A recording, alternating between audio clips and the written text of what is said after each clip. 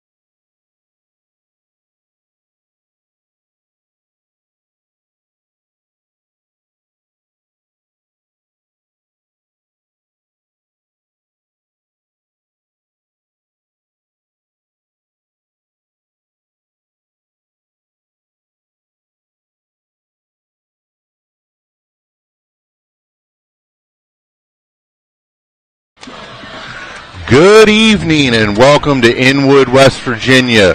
This is Jeremy Adkins, joined by JD Fritz, bringing you week 2 of the 2023 HTS TV football season.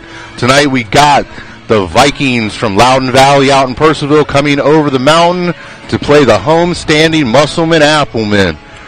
What you got for us tonight, JD? Well, this is a very much anticipated contest, I believe. They both are really solid, strong teams up front, so it's going to be a battle in the trenches.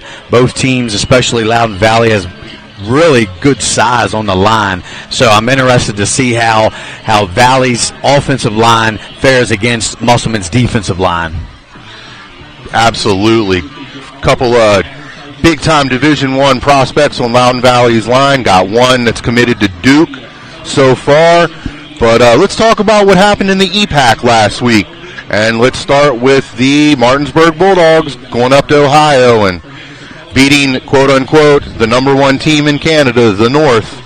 Yeah, they went up there and they took care of business as usual. I think there was a lot more hype about this game because the team was from Canada coming down to Ohio to play. Supposedly they had several D1 players on their team, and Martinsburg does what Martinsburg does. They were able to run the ball effectively with Murphy Clement, and and throw the ball as well when needed. And they kept Clarkson North off the scoreboard, except for that one score they had. I think you said it right, and I think I texted you during the game. Martinsburg is Martinsburging. So next on to Hedgesville. Took the long ride up to the island, and they saw the bright Friday night lights playing Wheeling Park. Yeah, Wheeling Park is an exceptional football team. They're very well coached. As Musselman, we'll see tonight, they played them twice last year and ended up beating them in the playoffs. But they're reloaded again. They've got great athletes. And Hedgesville just couldn't withstand the force of what Wheeling Park was bringing, and they basically shut them out.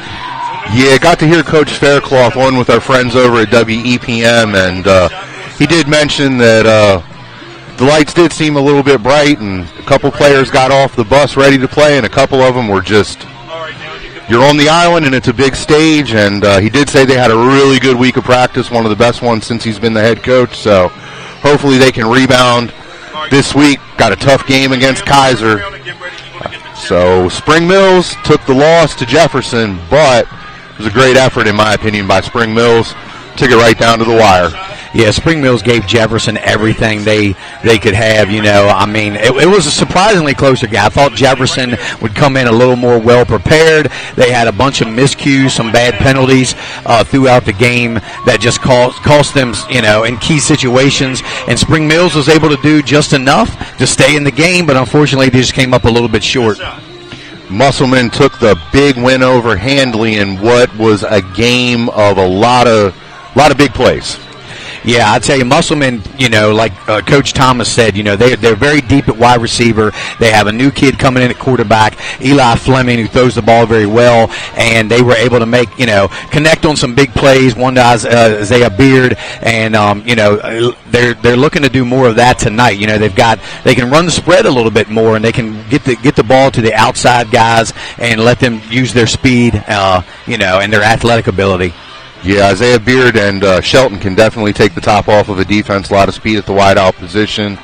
And last but not least, in the EPAC, Washington Patriots with what I would say was a very huge win for the program. Coach Ray's first game with the Patriots, and they went out and hung some points on the scoreboard last week against Page County. Yeah, I would say they surprised a lot of people, probably everybody but themselves, because they've been talking the whole offseason how they're bought in to everything that this new coach is doing, and I think that they were really well prepared for this game coming in. And the new quarterback Ryan Went, man, he really put up a lot of good numbers, and I think he threw 4 touchdown passes, 3 to Javon Jones. So they were really impressive in their first outing. They impressed me a lot, and I think they may have put most of the teams in the EPAC on notice with that performance. So last night, first game of the week, we've had to play some games on Thursdays because Unfortunately, we have a shortage of referees around here, so our Jefferson Cougars traveled to Sharando and hard-fought game and ended up taking the loss in triple overtime. Yeah, Jefferson had that game in the palm of their hand. I think they were going into the fourth quarter. They were up 21-10, and it was almost a repeat of what almost happened last week where Spring Mills came back, but Jefferson was able to pull it out. This time, Jefferson couldn't pull it out, and they lost a tough one in triple overtime. And, they've got to just learn how to win these close games. They did the first week, second week, they did not, and they're just going to have to, work on a lot of the little things, a lot of bad snaps I was seeing again last night. So they're just going to have to do a much better job at that if they want to, put together some wins here over the next few weeks. And just to let our viewers at home know, doubleheader coming to you from Home Team Sports this weekend. Tomorrow, we will be over at Washington High as the Patriots take on... I just had a brain lapse. I apologize. Yeah, me too. Thomas Johnson. Yes, I'm sorry. Yeah, Thomas Johnson. Thomas Johnson out of Virginia. And Thomas Johnson's not a school you hear a whole lot about anymore. When not a lot of local teams play Thomas Johnson. When I was in high school with Jefferson, we played Thomas Johnson every year, and they usually were a pretty good program. So that should be a tough game for Washington. But if they do what they did last week, I think they'll be ready to go, and hopefully they'll put up another good showing. So we're going to take you to a quick break. Want to thank all of Home Team's advertising partners this year, helping us bring you these games. We got Shelton Tree Services, State Farm Insurance, call Jared Ferguson, Cattrall Law, Opeka Motors, call Jeremy Adkins, Smith Naden Bush Insurance, Neil Powell Goosehead Insurance, R&L Landscaping, who will be bringing you our player of the game today, Ameritech Tire and Auto, the Barn Bridal and Formal Wear, Mountain State Basketball Academy, Cheryl Yates of ERA Liberty Realty, Benchwarmer Sports Bar and Grill, and Big Mike's Grillin'. With that being said, we're going to take a break, and we will be back for the national anthem and our start of our game.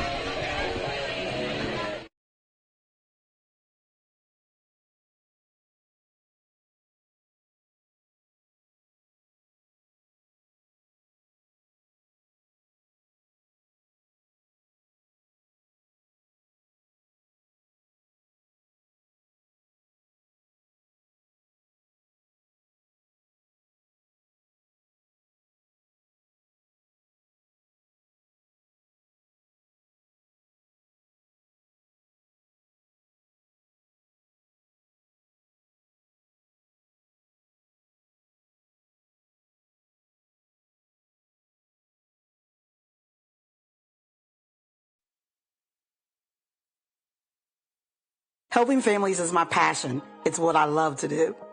Hi, I'm Cheryl Yates with ERA Liberty Realty. I've established a reputation for making your journey simple regardless of your price point.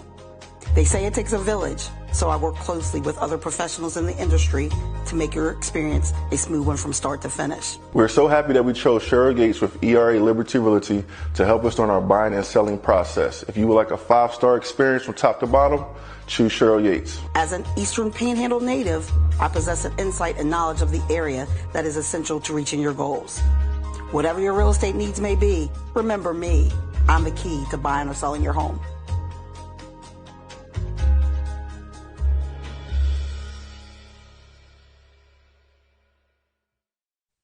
This is Jimmy, General Manager at Ameritech Tire and Auto, here to serve you with all your auto repair and service needs. We are a family-owned business serving our community since 2003. We work on all makes and models from vintage cars and trucks to collectors to today's latest, newest vehicles. So stop in and see us at one of our 2 locations. See you soon.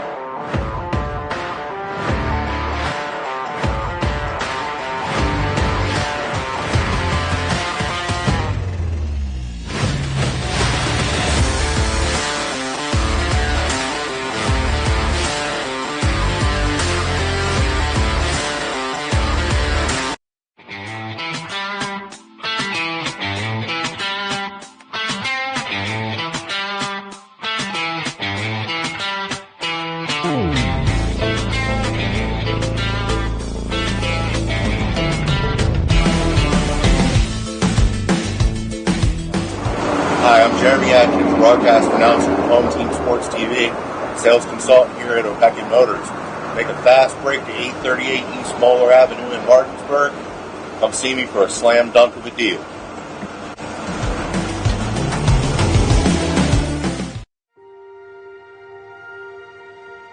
Here at the barn, we have been making dreams come true since 1972, where we help women feel their most beautiful for any occasion, from pageant, homecoming, and prom gowns to walking down the aisle in the perfect wedding gown alongside their bridesmaid and their family. Stop by to meet your stylist today to find an affordable gown, and we do offer layaway.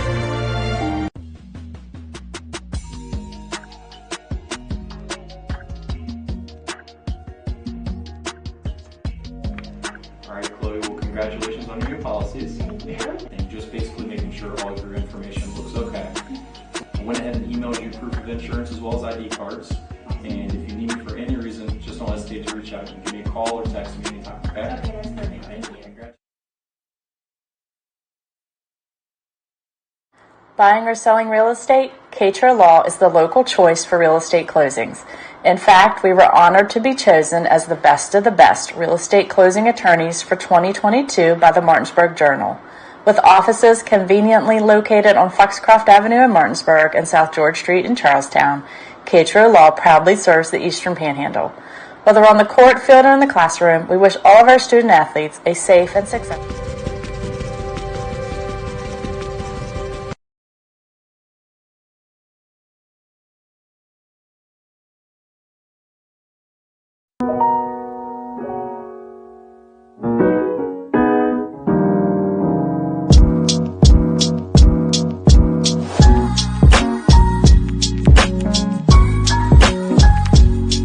Jawan is the ultimate hype guy. I love him. He's always positive. He's always pepping them up and firing them up.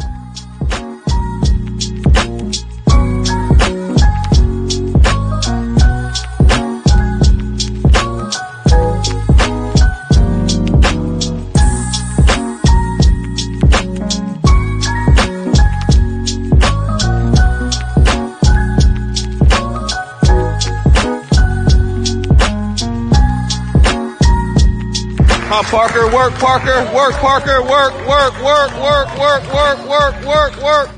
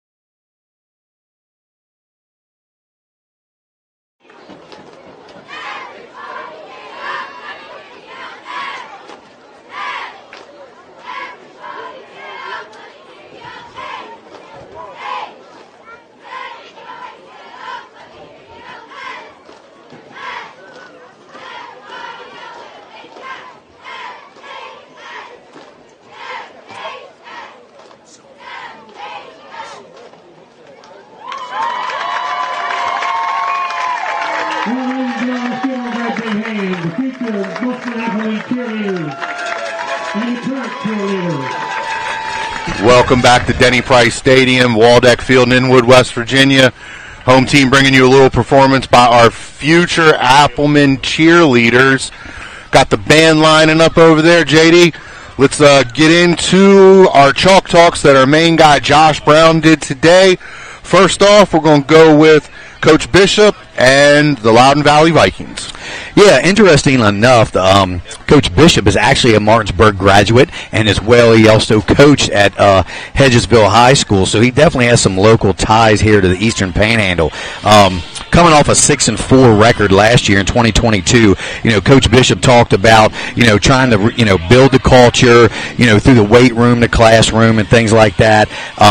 So that him and Coach Thomas, they have a little history as he actually coached Brian Thomas at Hedgesville High School when he was there his tenure.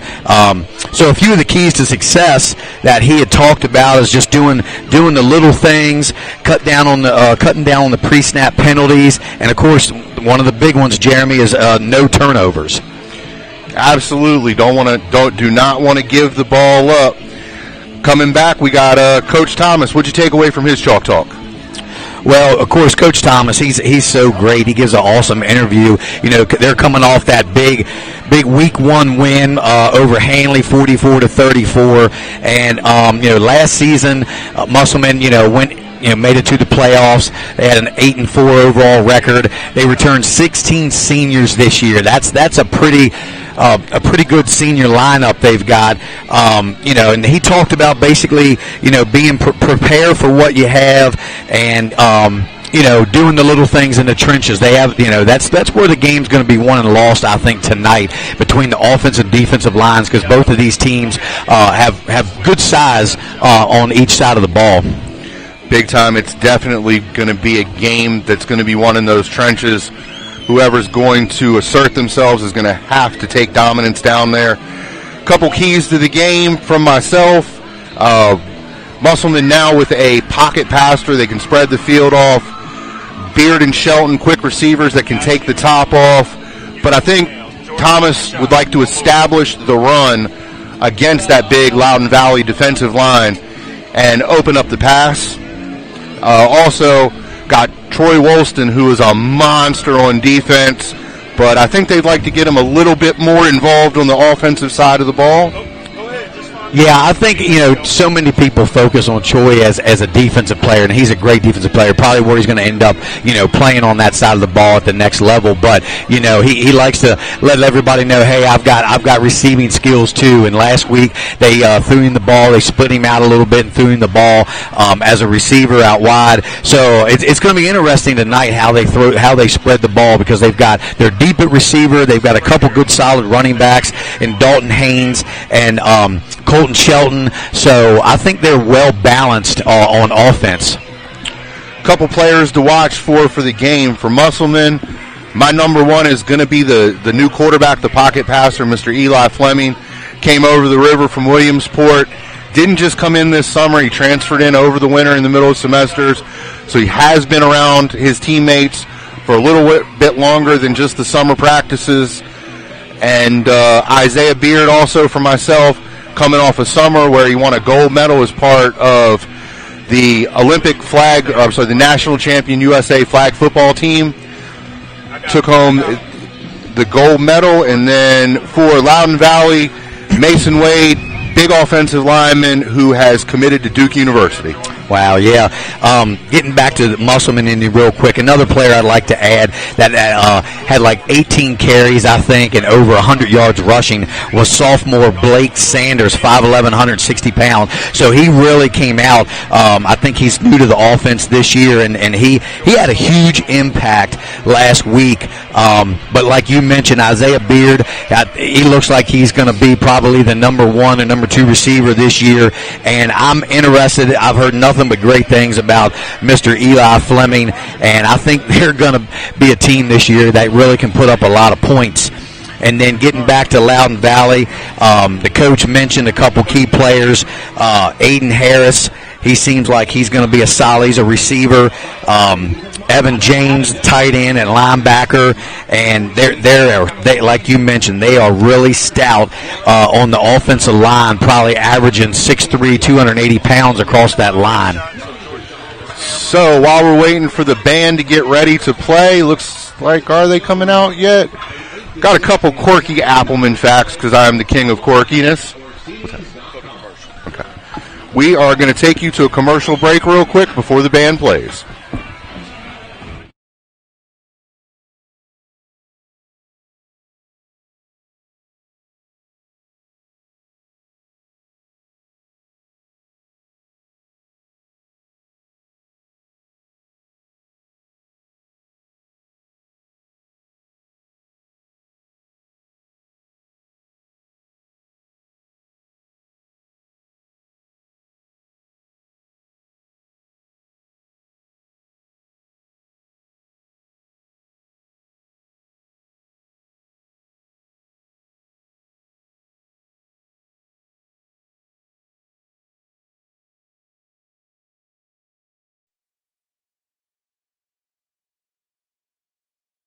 Helping families is my passion. It's what I love to do.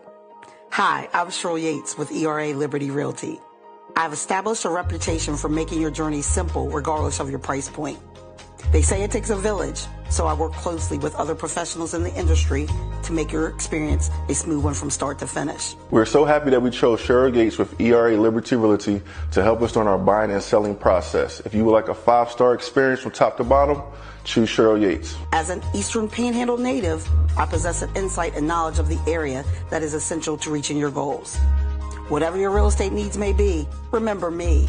I'm the key to buying or selling your home.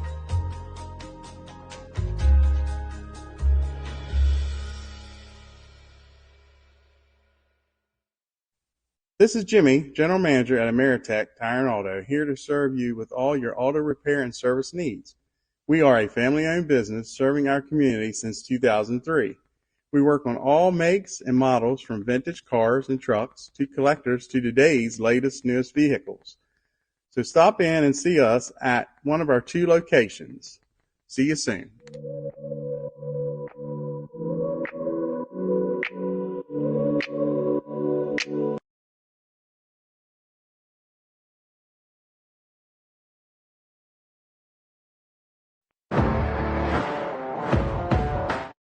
Welcome back to our pregame festivities here at Musselman High School, Waldeck Field. Just had our introduction of the Loudoun Valley Vikings lining up on the far side of the field, and here's your homestanding Appleman. Number 8, Colton Shelton.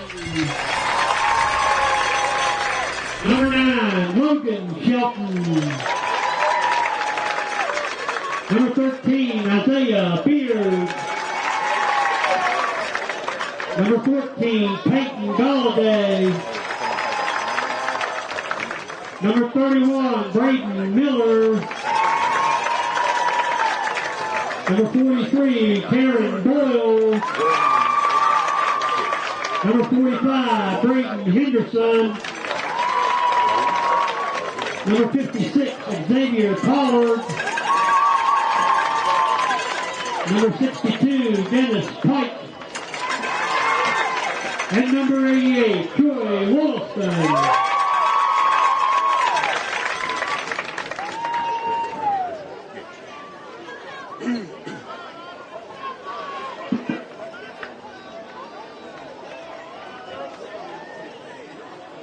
The official for tonight's game, the referee is David Warner, umpire John Jones, line judge Tyler Walters, linesman David David, and back to Jacob Schott.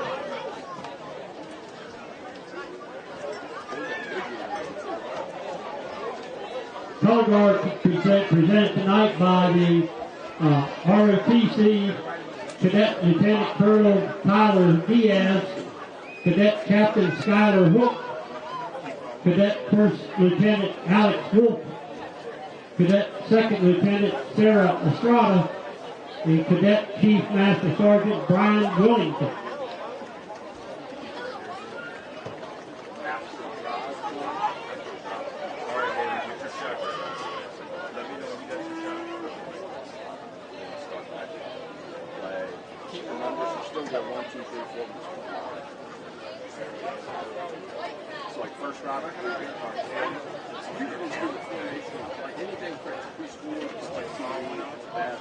Ladies and gentlemen, would everyone please rise?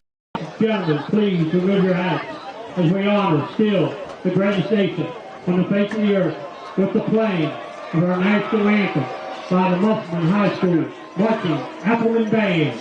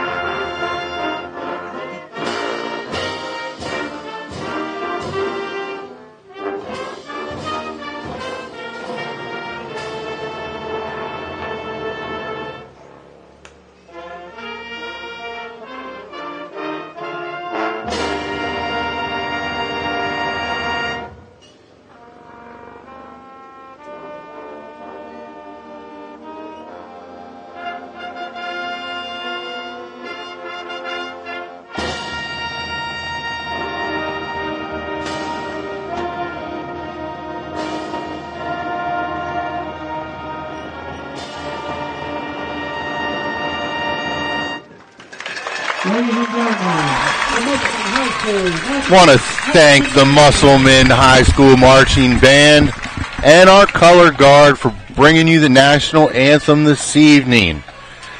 Getting close to game time here. Want to point out to the fans at home, I'm sure you noticed on our television broadcast, but we are playing on a all-natural grass surface field, and it looks really good. One of only 2 left in the EPAC. Yeah, you don't get to see too many grass surfaces nowadays, especially in high school as well. They're getting ready. The players are getting ready to come out for the coin toss. For Musselman, you have your captains are Anthony Cornell, number 7, number 45, Braden Henderson, number 72, Billy James, and number 14, Peyton Galladay. For Valley,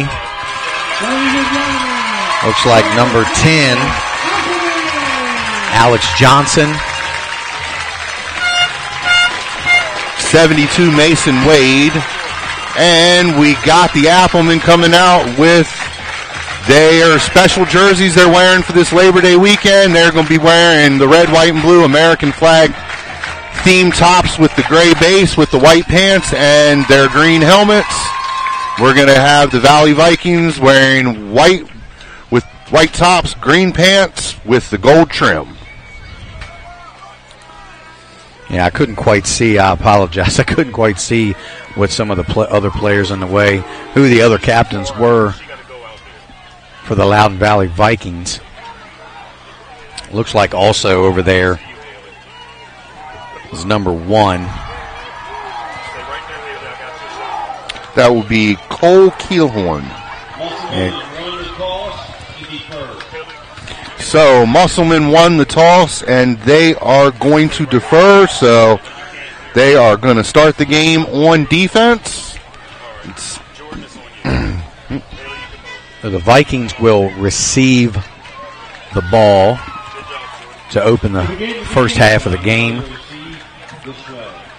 The Vikings will receive and defend the south goal. The Applemen will kick off and defend the north goal.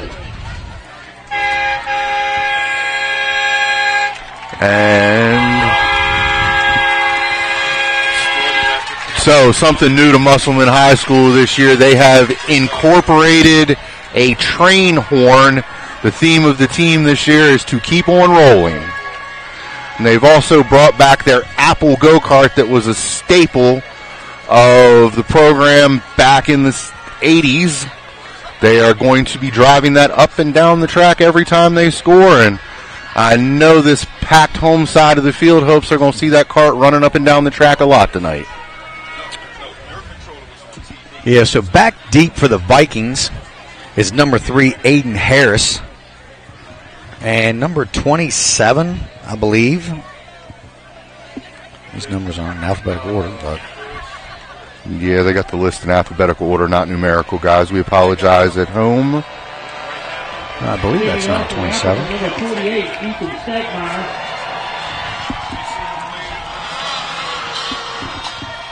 I don't see a 27. There's a 37, not a 27. It is 37?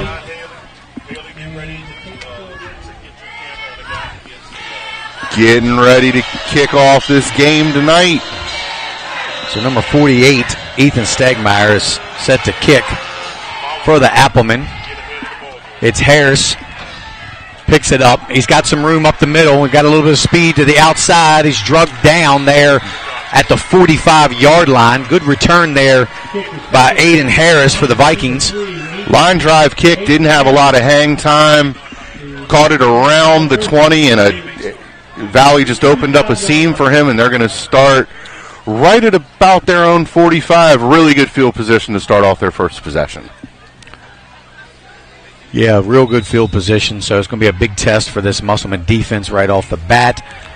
Let's see how they can contain that big line of the Vikings. My best guess is Valley's going to come out and try to establish the run with those big boys down in the trenches. Yeah, he's working on it now. I wouldn't have gave him that job. It's like we're going to have 2 wide outs to the top, 2 to the bottom. Quarterback lined up in a shotgun with the running back right behind him. Goes in motion, screen pass. Alex Johnson swings it out to number 21. Pickup of about 6 on the play. The overlay is not working. So it'll bring up second down and about 6 yards for the Vikings. Yeah, it's not working. You might have to come up here and work this one. We got one receiver here to the near side. That's Cole Keelhorn, 6 foot, 185 pounds senior.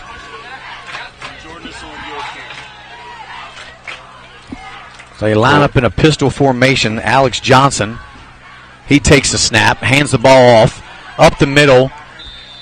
Looks like a pickup of a few yards there just for the Vikings. Of the first down. That'll bring up about 3rd and 2. It was a unique little formation there where the quarterback was lined up in the pistol with the running back behind him, and they had another running back lined up behind the guard playing more of a fullback lead blocker, and helped open up a small hole for him. That was John Lith, 6 foot, 200 pound senior on the carry. Musselman looking to stand firm and force a 4th down here. So a little power formation here to the left with 2 receivers to the near side. On 3rd and 2, Johnson will take the snap. He pitches it back there to Lith, who gets the first down up to the 40, down to the 40-yard line of the Appleman. Good pickup for the first down over into Appleman territory. That stops the clock with 10 minutes and 8 seconds to go here in the first. So far it looks like that offensive line of the Vikings is doing what they want to do with this Appleman defensive line. Just getting 3 or 4 yards every play and moving the chains. Got a feeling they're going to have a more methodical style of offense that takes time on the clock, similar to what Spring Mills was doing in the Johnson first. hands it to Lith. He's got some room to the left. Cuts it back up inside. Looks like he picked up maybe 6 yards on the play. Bring up 2nd and 4. And that moves Loudoun Valley down to the Appleman's 34-yard line. 2nd and short. So the Vikings continue to move the ball well on first down. And this is exactly what I believe Coach Bishop wants to do, is ground and pound. And this Appleman crowd underneath us has been quiet thus far. Valley moving the ball. What? Looks like Valley calls a timeout. We're going to stay here. So it's a 2nd down and about, call it 4 on the play for Loudoun Valley Vikings.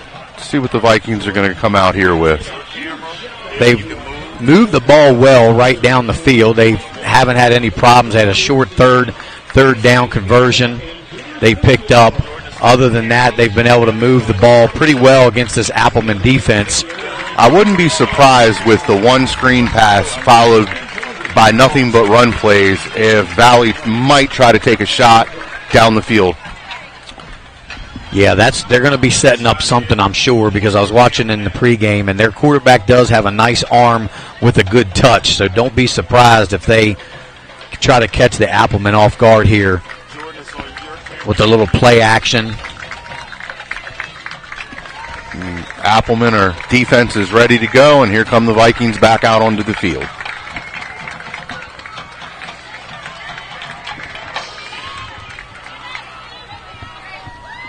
So we are at 2nd and 4, 9 minutes and 3 seconds to go here in the first.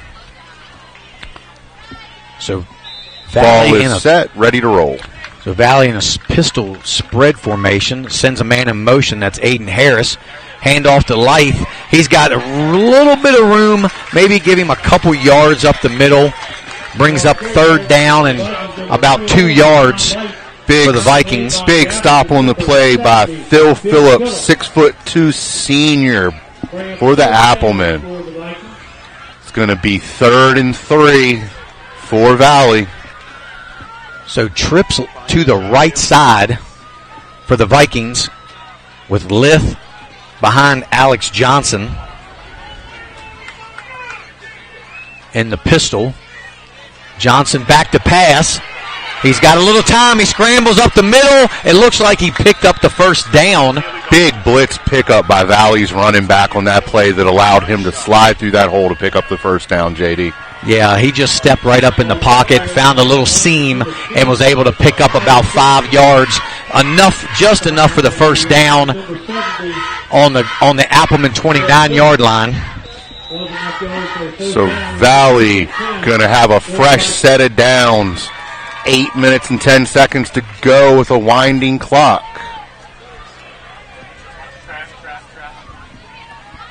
So we have a power back formation to the left. They hand it to the fullback up the middle, and there's nowhere to go. Big time team tackle by the Appleman. I think the Appleman had that sniffed out all the way. Yeah, they tried to catch him off guard a little bit with the quick hitter there to the fullback, and the Appleman defense weren't having it. Watch for that later in the game, fans at home, where they decide to not hand the ball off to the fullback and go ahead and throw that screen pass they faked that time. So a loss of a 1 on the play brings up 2nd and 11. Vikings in the pistol formation. Alex Johnson rolls out to the right. He's got plenty of time. He's got a receiver wide open there, out there, complete for a first down. That is number 11, Ethan Galetta. 6 foot, 185 pound senior wide receiver. Big time throw rolling to his right. Hit the wide open man in the flat, and it's going to be a fresh set of downs for Valley inside the 15 of the Appleman. We knew that pass was coming sooner or later. They were kind of setting that up with the run. So 2 receivers to each side. Johnson in the pistol formation. Up the middle to Lythe. No room to run there as he's wrapped up and taken down for a loss of 1. Big time showing on this first drive of the game by the Musselman defensive line against that hefty Valley offensive line. So loss of 1. 2nd and 11 for the Vikings on the Appleman 14-yard line.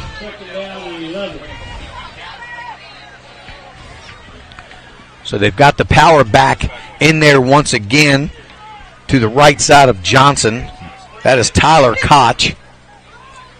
They pitch it out to Lythe. He's got blockers out there. He cuts it back up in the middle, but great defense by the Appleman. Got a flag on the play, JD. That could be in the way of holding. We'll wait and see. But I think they barely on that play.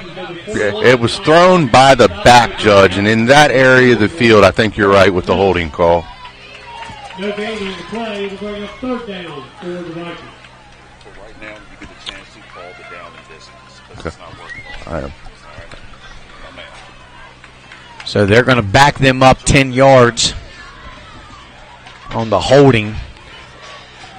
And that'll bring up 2nd and I believe 21.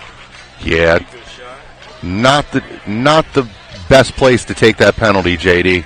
Backs them up almost out of field goal position unless they have a kicker with a really healthy leg. Yeah, they were driving down inside the red zone. So we got 6 minutes to go in the first on a running clock. 2nd and 20 for the Vikings. So the Vikings in the pistol again with 2 receivers to each side. Alex Johnson's back to pass.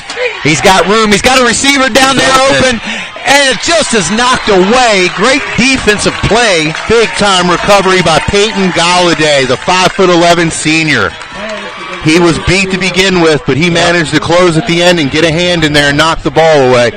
He had his back turned to the quarterback, so pretty sure he was reading the wide receiver's eyes there. Excellent play by Peyton Galladay.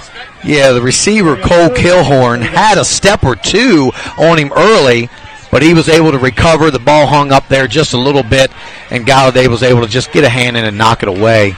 And now we have our biggest play of the game so far, 3rd and 20. 3rd and 20. If the Applemen could get a stop here and put him in a 4th and long, because I feel like we're in 4-down territory, that would be huge for the Applemen. So John Light to the left. Johnson blitzes on, and they've got him. He tries to throw the ball away. Flag? No, we're not going to have a flag. Yes, there it is.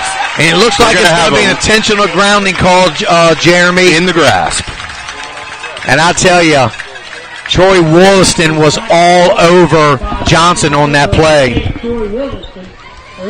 Huge play by Wollaston. Been waiting to call his name because that's what he does. That's why that young man is a Division I defensive end prospect. He loves to rush the quarterback, and that time he got there and forced Johnson to throw the ball earlier than he wanted to.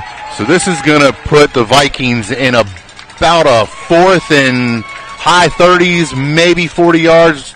And it's going to still be 4th down, I believe, because it's a loss of down. So this is going to be a huge call. Are they going to punt and try to pin the Applemen deep in the territory, or do the Vikings go for it? Looks like they're changing personnel, and they're going to punt the ball away here, Jeremy. Yeah, this is no man's land on the field. With 35 to go for the first down, probably a good idea to try to bury the Applemen close to the goal line if they can. Looks like we got Josh Armentrout, 6'4" sophomore, back to receive this punt.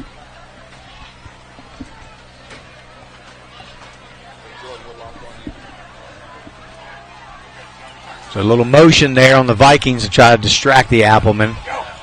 Low snap on the punt. He bobbles it, just barely gets it away. He kind of shanks it off a little bit to the left. Good recovery for the Vikings punter. Yeah, down to the 9-yard line. So it turned out to be a pretty good punt. And the Applemen will finally go on offense and take over there. 1st and 10 from their 9. So the Applemen coming out with 5:31 to go in the first for their first possession. They're going to take over 1st and 10 with the ball on their own 9-yard line. So it looks like they're in a short spread there with the receivers in closer towards the line of scrimmage. Fleming is lined up at quarterback. Sends Isaiah Beard in motion. Pitches it to Beard. He has nowhere to go. It looks like a loss of about 6, maybe 7 yards. Great defensive stand by that big, stout line of the Vikings. Looked like Tyler Cox sniffed that one out for the Vikings. 2nd and 15. Applemen backed up deep in their own territory. Got on their own 4-yard line with a long way to go down the field. So 2nd down. Fleming takes the snap. Swings it out to number 31. He's got a little bit of room. He cuts back up inside. And he's bottled up there by a host of Vikings. A nice little gain there on 2nd down to pick up a chunk of that yardage back. And that was Braden Miller. Logan Shelton with a nice block out there on the edge also from the wide receiver position. As coaches always say, if the ball's not in your hands, you need to have your helmet on another player and not watching the play. So Miller to the left side of Fleming. 3rd and 4. Got 3 receivers to the top. Nice ball there to number 9. He breaks a tackle. He makes a little move, and he picks up the first down. Logan Shelton with the big first down for the Applemen.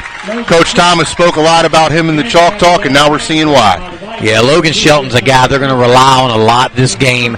He's the senior with a lot of experience out there. He's been starting for the last 3 years, so they're going to look to go to him early and often. Musselman gets to the line quick, 1st and 10 on their own 30, 4:13 to go in the first. Fleming looks over to Coach Thomas for the play. He takes the snap, gives it to number 30. He routes to the right side. He's got a little bit of room to the left. Picks up a nice gain there. Blake Sanders. Blake Sanders, the sophomore, who had a great game last week, rushing for over 100 yards. Real quick, everybody watching and listening to the broadcast at home, you hear me and JD, we keep referencing the Chalk Talk. The Chalk Talk every Thursday night on Home Team Sports YouTube channels. Joshua Brown is going to be hosting a Chalk Talk with the two coaches for the games we're going to be broadcasting. So Sanders with the run again. He tries to cut back inside. Looks like a loss of a yard or possibly 2 yards. So that's going to bring 3rd and 6 for the Applemen. Valley definitely controlled the line of scrimmage on that play. No gain on the play. It'll bring up 3rd down for the Applemen. So 2-by-2 there. See what the Applemen are going to dial up on this play. Fleming's back to pass. He's got a man open, but he just overthrows Braden Miller on the play, and the Applemen brings up 4th down, and the Applemen will be forced to punt the ball away. For the Applemen, number 31, Braden Miller, incomplete. Get that overlay off. It'll bring up 4th down for the Applemen. So Musselman with their punting unit out on the field, they're going to kick the ball away to Valley. 3:09 to go here in the first, with the ball being snapped from Musselman's own 34-yard line. So Cole Kilhorn and Aiden Harris for the Vikings back to receive the kick. The punt's away. It's a shank punt over here. It's going out of bounds right around the 49-yard line. Call it the 47-yard line. And the Vikings are going to take over with excellent field position. Yeah, the Applemen just couldn't get anything going that first offensive series. They had a penalty and then a loss of a couple on a few plays, and they give the ball right back to the Vikings in good field position. See what Valley is going to come out with on this possession. Lot of run heavy on their first possession. Had the man open deep and big time pass breakup by Musselman. Thomas hands the ball to John Leith. He breaks loose, and looks like a flag is on the play in a way of holding. Leith is still on his feet, but he's taken down right around the line of scrimmage. Definitely gonna be a holding on that play. 2 Applemen got basically tackled on our side of the field closest to the press box, so it's going to back the Vikings up. Yeah, that's another big holding call against the Vikings that backs them up 10 more yards, and we'll replay first down. Valley seems to be in 2 steps forward, 2 steps back mode right now. They moved the ball very well down the field and back themselves right back up out of scoring position, and this play they're backing up themselves. We got 1st and 20. The ball's on Valley's own 37-yard line. 2 minutes and 53 seconds to go on a winding clock here in the first.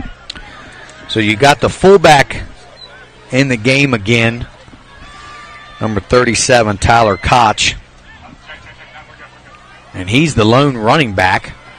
They've got 4 wideouts, 2 receivers to each side.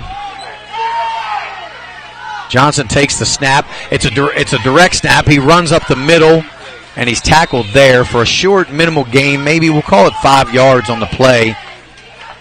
It looked like it was more of a quarterback draw, Jeremy. It kind of looked like he was going to look to throw, and then all of a sudden he ran the ball. So that one, I don't know if that one was designed or if when he got the ball he saw something he didn't like, so he decided to pull it down and run with it. Yeah, it's possible the receiver wasn't looking for the pass, so he had to just take it himself. Valley lines up at the line of scrimmage quick. Need 14 yards to get a first down. Johnson hands it to Leith. And, he cuts back. A good move by John Leith. He breaks loose. John Leith got a little bit of speed. He gets up down to the 40-yard line, call it the 37-yard line of the Applemen, and that's good enough for a first down for the Vikings. Ran down from behind by Logan Shelton, and that's going to get the Vikings onto the Appleman side of the field and brings their fans on the far side of the field into the game. And And Leith, he's got really good speed when he bounces outside and size. At 6 foot, 200 pounds, he can really move. And he has a nice vision with the cutback. It was a smart play. He kept his head on a swivel when there was nowhere to go in front of him. He cut back left and picked up what was needed for the first down. And it's a minute and 37 to go here in the first. Vikings driving. So Johnson takes the snap. He drops back to pass. He's under pressure, and he is sacked for a big loss on the play. And Second sack of the game by the Appleton. That is 56. Xavier Pollard with the sack. I tell you, the Vikings line is really big, but this little smaller, quicker defensive line of the Applemen are really starting to give them problems.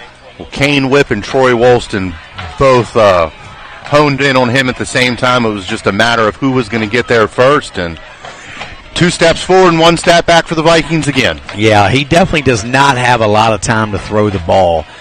And Tyler Koch is back in the game for John Leith.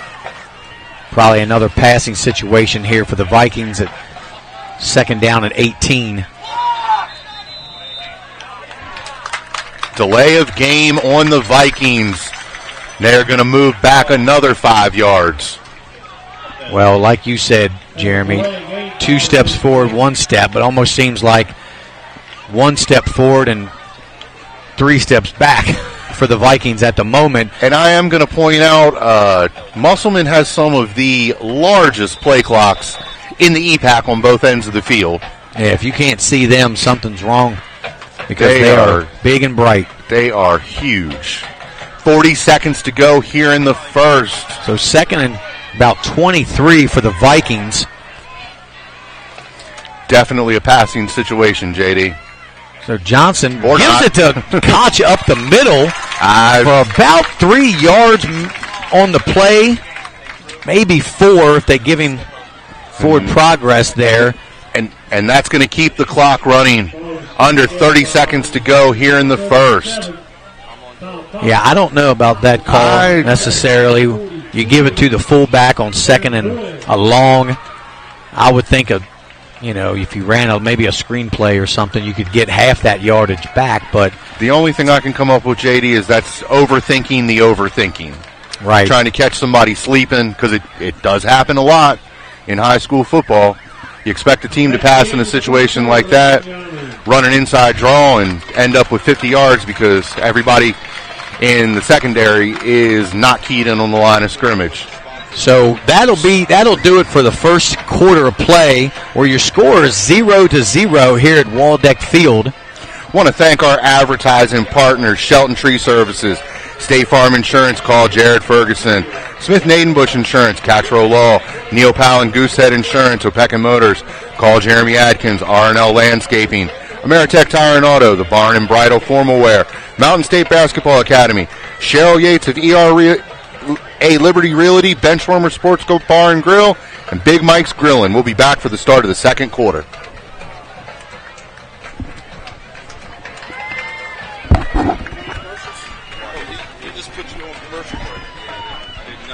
My bad, fellas. I thought we were going to commercial. That is Jeremy's bad. We're going to stay here with the game.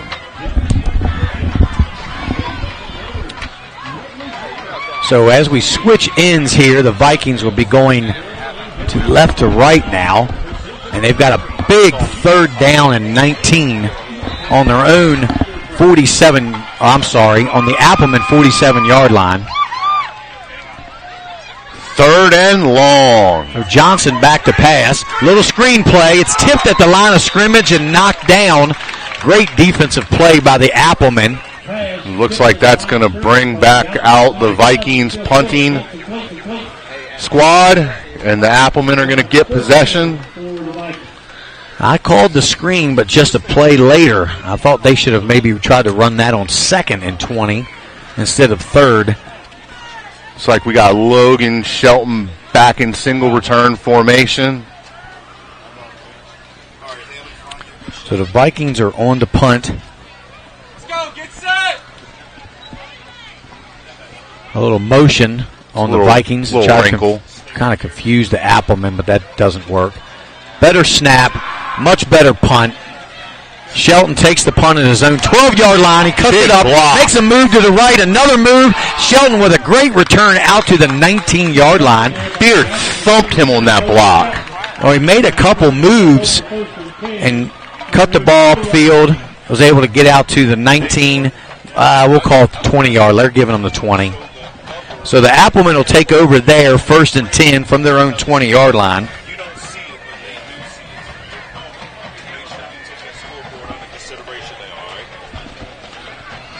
So the Appleman lining up 1st and 10, their first possession here of the second quarter. See what they're going to dial up. So Fleming back to pass. He was looking for a screen. Nothing there. He throws it out to Shelton. Shelton makes a move back to the inside, and he's tackled and taken down there for it looks like a loss of maybe 2 yards on the play. That was a tough throw there for the quarterback, throwing back across his body, running to the left. But we do have a flag on the play, and we might have yet another holding call. But let's wait and see.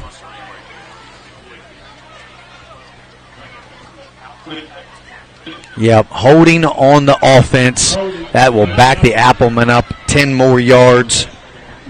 And we have seen a lot of this on both sides of the ball. So it'll be 1st and 20 for the Appleman from their own 20-yard line. Blake Sanders is in at the running back to Fleming's right. 2 receivers on each side for the Appleman. Swings it out there to Braden Miller, who got some room. There's a flag on the play. I think that one's coming back too. Braden picked up 12 yards on the play. But again, there's markers down. A lot of laundry on the field so far tonight, JD. Yeah, this game might be here till midnight at this rate. I'm going to order some pizza or something then? Right. Well, the first 5 minutes of the game went by quick. Yeah, we've had a lot of penalties here from about midway through the first quarter to now. Well, both sides. We never know what we're going to expect when we bring you these games on Home Team Sports. We're going to have a barn burner offense, or we're going to have a war of attrition in the trenches. So far, that's kind of what we've had, more or less, because it seems like neither offensive line can block the defensive line with all these holdings. So Fleming's ready to go. He's back to pass. He swings it there. It's a slant to Braden Miller. Was thrown behind him. He had Miller open. It's just slightly behind him, and it falls incomplete. So, JD, couple scores from around AAA in the state of West Virginia. Hedgesville playing in the National Guard Gridiron Series against number 6 from AA Kaiser, up 6-0. Huntington 0-0 against South Charleston. Martinsburg Bulldogs 7-0 over Stonebridge, Virginia. Cross County here. Hurricane 0-0 over Capital. Morgantown 15-0 over Bridgeport. Cabell Midland and Spring Valley scoreless in the first. So Sanders takes the handoff. It was a very short gain on second down for the Appleman. It brings up a big 3rd and 21. We have had some long third downs tonight. I'm not sure the scoreboard. Yeah, they're showing 3rd and 20. It looks like it's more than like 21 to me. So not much going for the Appleman's offense yet so far. Not seeing quite the same offensive output as last week against John Hanley. Now he's moved the ball. He's got a man open. It's just a little too high again there for his receiver. Looked like Zach Miller was wide open on the little post.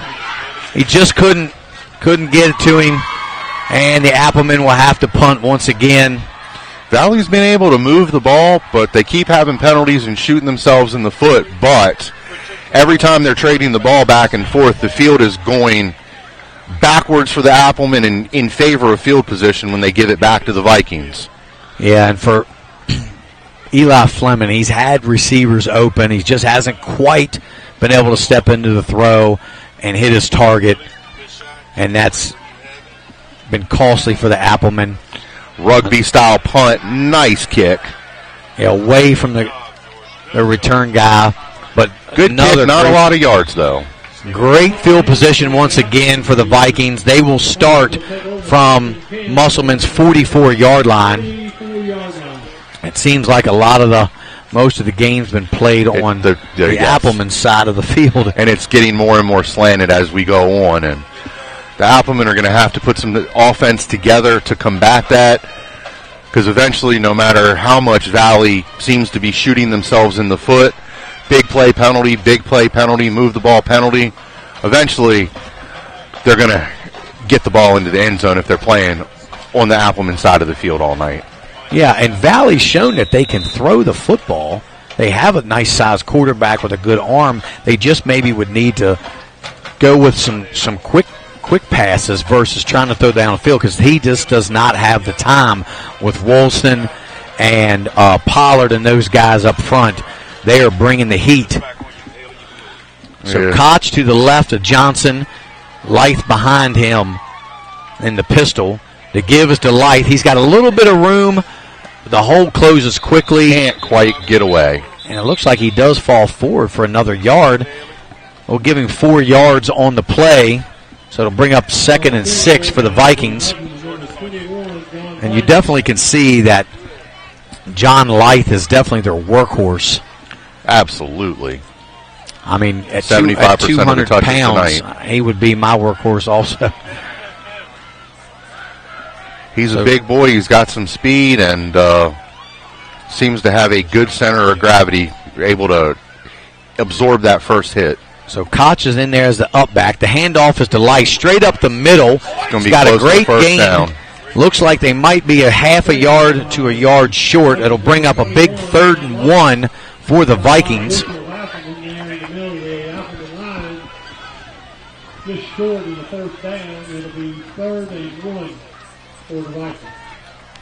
So I would think that they would keep the ball on the ground again, because that's what's been working for Valley. And we'll see if they give the ball to Leitch again. 3rd and short, 9 minutes on a winding clock. As his lead blocker. And yes, they do straight up the middle, picks up the first down. So move the chains for the Loudoun Valley Vikings. Fresh set of downs for the Vikings on the Appleman's 30-yard line. So this looks a lot like the first drive. Barring penalties, the Vikings kind of have something going and building a little momentum here into the second quarter. So they've pretty much gone with this power offset with the fullback H-back to the left of Johnson, with Lythe behind Johnson in the pistol set. Let's see if they run the same play again. Nope, he's going to drop back to pass. A little pump fake. He has time. He gets out of the pocket. Went through all his progressions and ran out of time. I thought he was going to let it go. It looked like he had a receiver to this side, but he checked off and went to the other side, and he wasn't open, so it forced Lythe out of the pocket to pick up maybe 2, maybe 3 yards on the play to bring up 2nd and 7. So that time he actually had a little bit of time and protection to throw the ball, but just couldn't find a receiver.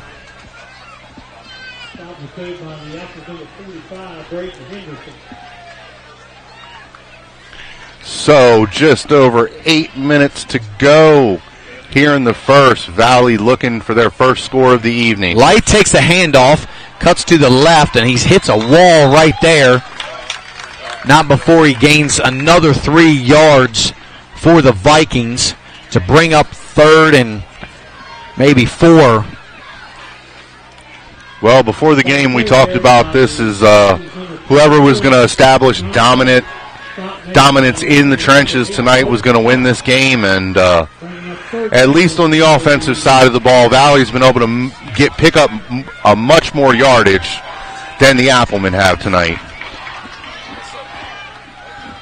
Yeah, they found something's working with John Lythe, their senior running back, but I wouldn't be surprised again if they go to the air. At the end of the day, no matter how many yards they're picking up, Musselman's still holding strong. Lythe there it is. Rolls to the near side. Wrapped him up. Once again, Musselman stuffs that, and big number 70. Phil Phillips with some help from a couple friends. I love that name. Phil Phillips, the 6'2", 280-pound senior.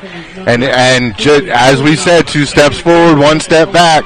This time, Loudoun Valley didn't shoot themselves in the foot. Big-time play by the Appleman defensive line. It just seems like on the run block, the Vikings are there. They've got it going. But pass blocking, when Johnson starts to roll out the pocket breaks down, and somebody from the Appleman usually steps up and makes a big play, and that time it was Phillips. Big bodies move better forward than in reverse. So 4th down and about 9 for the Vikings. We're going to get a timeout on the field by the Vikings. And they're going to talk it over. They saw something they didn't like. And they're taking a break, and we're going to take a break. JD and Jeremy will be back with Home Team Sports from Inwood, West Virginia.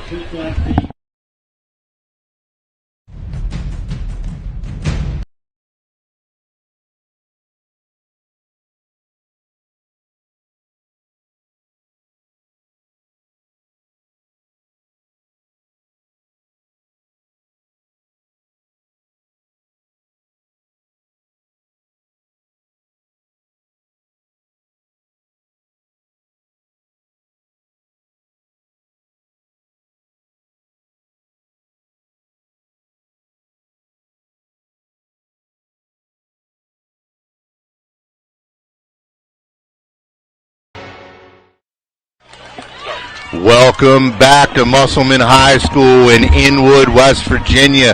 Home Team Sports coming to you live from Denny Price Stadium, Wall Deck Field. The sun's going down, the lights are on, the temperature's dropping, and this is what Friday Night Football in the Panhandle's all about. Yeah, it's a big 4th down here for the Vikings, and they're deep into Appleman territory, so we'll see what they can do here from the 29-yard line. Big opportunity here if Musselman can get a stop to take some of the wind out of the sails of the Vikings. So Koch to the left of Johnson. Johnson with 2 receivers to each side. He's got pressure. Followed up again. Nothing doing. That Appleman defensive line has stood strong. And all night, it's not just one player. It's not 2. It's 3 or 4 swarming around the ball. Valley's having a big-time problem blocking the Appleman in passing situations. Big stop. The Appleman are going to take back over. Got the ball on their own 33. 1st and 10 with 6:19 to go in the first half.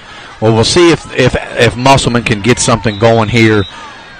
Their first series and their second series, they just couldn't get anything, couldn't get the ball moving. So now we've got Fleming with Blake Sanders to the left. A nice little slant play right to the middle. He cuts back, and that looks like it's Braden Miller. Big-time yards after the catch there. Short pass, big pickup. So a nice pass, a nice catch on Miller's part. Musselman needs to go ahead and keep that in their back pocket. They're going to line up no huddle quick. And that's the play they tried to hit on in the last series, and it was just a little behind Miller. This time they connect for a big 1st down. So Eli hands the ball off to Blake Sanders. He pushes through, maybe a gain of 4 on the play for Sanders. Now, something the Appleman did on that last play after they picked up that 1st down, instead of huddling up, wasting any time, got right to the ball, hurry up offense. With the size of Valley on the defense, might be a good way to keep them off balance and get them tired quicker. So 2nd and about 6 for the Appleman. Fleming takes the snap, swings it out. Oh! Little too high. Great coverage on the play by Harris. But like you said, Jeremy, that was a little high. Intended for Dalton Haynes on the play. Just can't bring it in. You know, I haven't seen them try to get Isaiah Beard involved yet in the offense other than that jet sweep there early on. So look for them to possibly hit deep or try to throw deep with Beard. because he's actually their fastest guy. They've only got the ball to Shelton once on offense also. So 3 receivers to the far side. It looks like we're going to have a timeout. And coaches are running out on the field. Coaches are heated. Got to have a miscue out there with a formation or getting the call in. But the Applemen not happy to burn a timeout there and give the Vikings a chance to get over to that sideline and regroup a little bit. Yeah, the coaches didn't like something that they saw, probably defensively. Maybe their call, the play call, wasn't what they looked like would work out well. Want to thank all of our advertising sponsors today: Shelton Tree Services, Jared Ferguson State Farm, Smith Naden Bush Insurance. Shout out Stuart Borger, Catro Law, Neil Powell Goosehead Insurance, Opekin Motors. Need a new whip? Call me, Jeremy Adkins. R&L Landscaping. Meritex Iron Auto, The Barn, Bridal, and Formal Wear. Mountain State Basketball Academy, Cheryl Yates of ERA Liberty Realty. Benchwarmers Sports Bar and Grill, 50-cent wings on Tuesday. Big Mike's Grillin'. All right, we are back here for a big third down for the Applemen on the Vikings 49-yard line. Fleming rolls out to the right. He's got a receiver, but it looks like it's picked off by Aiden Harris. It just was to the outside of the receiver. He had a receiver open, but great play. And that is going to sting the Applemen. That's the first drive where they put together a first down and a couple positive plays in a row. And they're going to turn the ball right back over to Valley, right around midfield. And if the Applemen couldn't put the ball in the end zone or through the goalpost and get some points, was hoping for their sake they could at least flip the field around a little bit, but Valley's going to continue to take over with a short field. Yeah, it seems like when you think the Applemen might start building some momentum, the Vikings just take that momentum right back away. Big play there by Harris with the interception. So the Vikings will take over on their own 44-yard line. And the pistol set is Johnson, who gives it to Lythe, cuts up to the left, and dives forward for maybe a gain of 3 yards there to the 47-yard line. And that's been a common theme of the night. Loudoun Valley has gone back to that play a lot. It's definitely working for them. Got a feeling that they're going to try to shy away from throwing the ball as much as possible. Big-time pressure on their quarterback. I think Musselman's got 3 or 4 sacks so far this game. Yeah, they've been pressuring him all night long so far. Johnson just has not had a lot of time to throw. 2nd and 7 for the Vikings.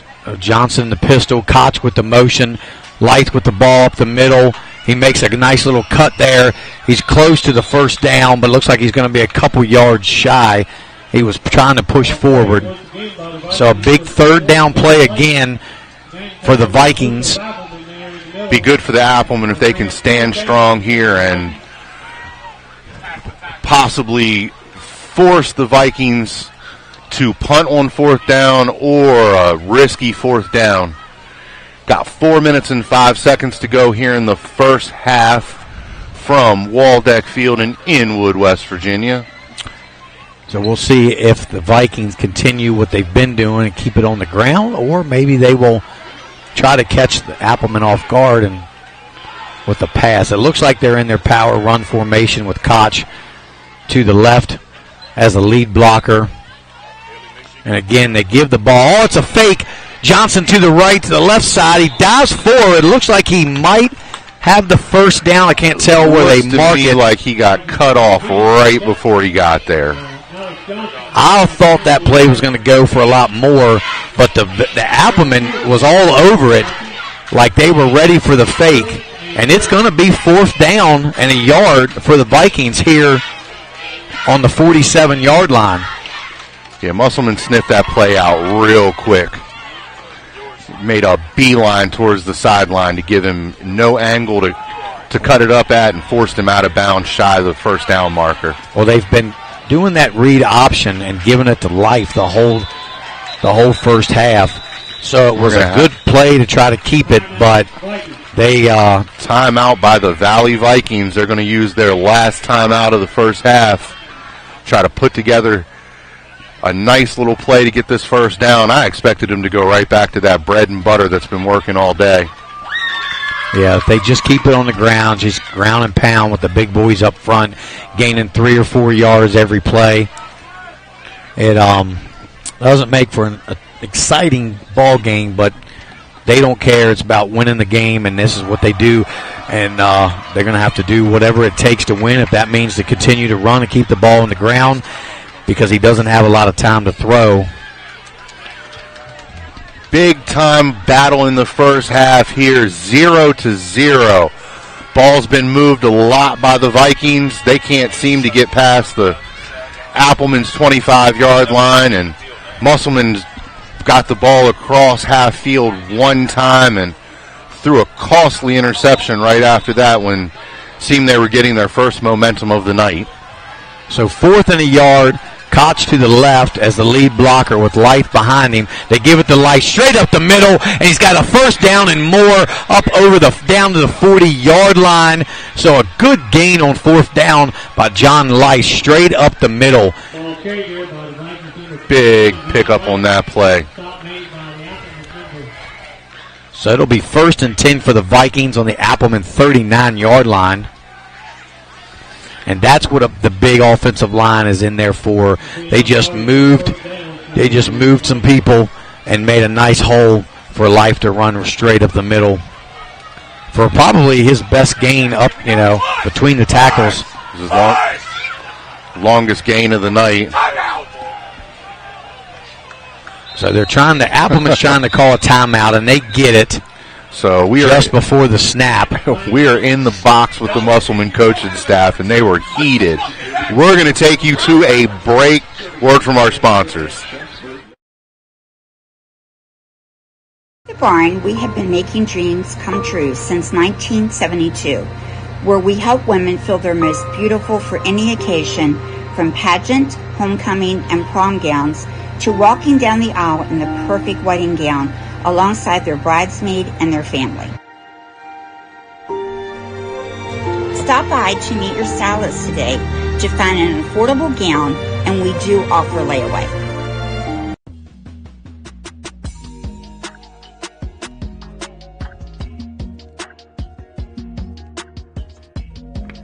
All right, Chloe, well, congratulations on your new policies. And just basically making sure all of your information looks okay.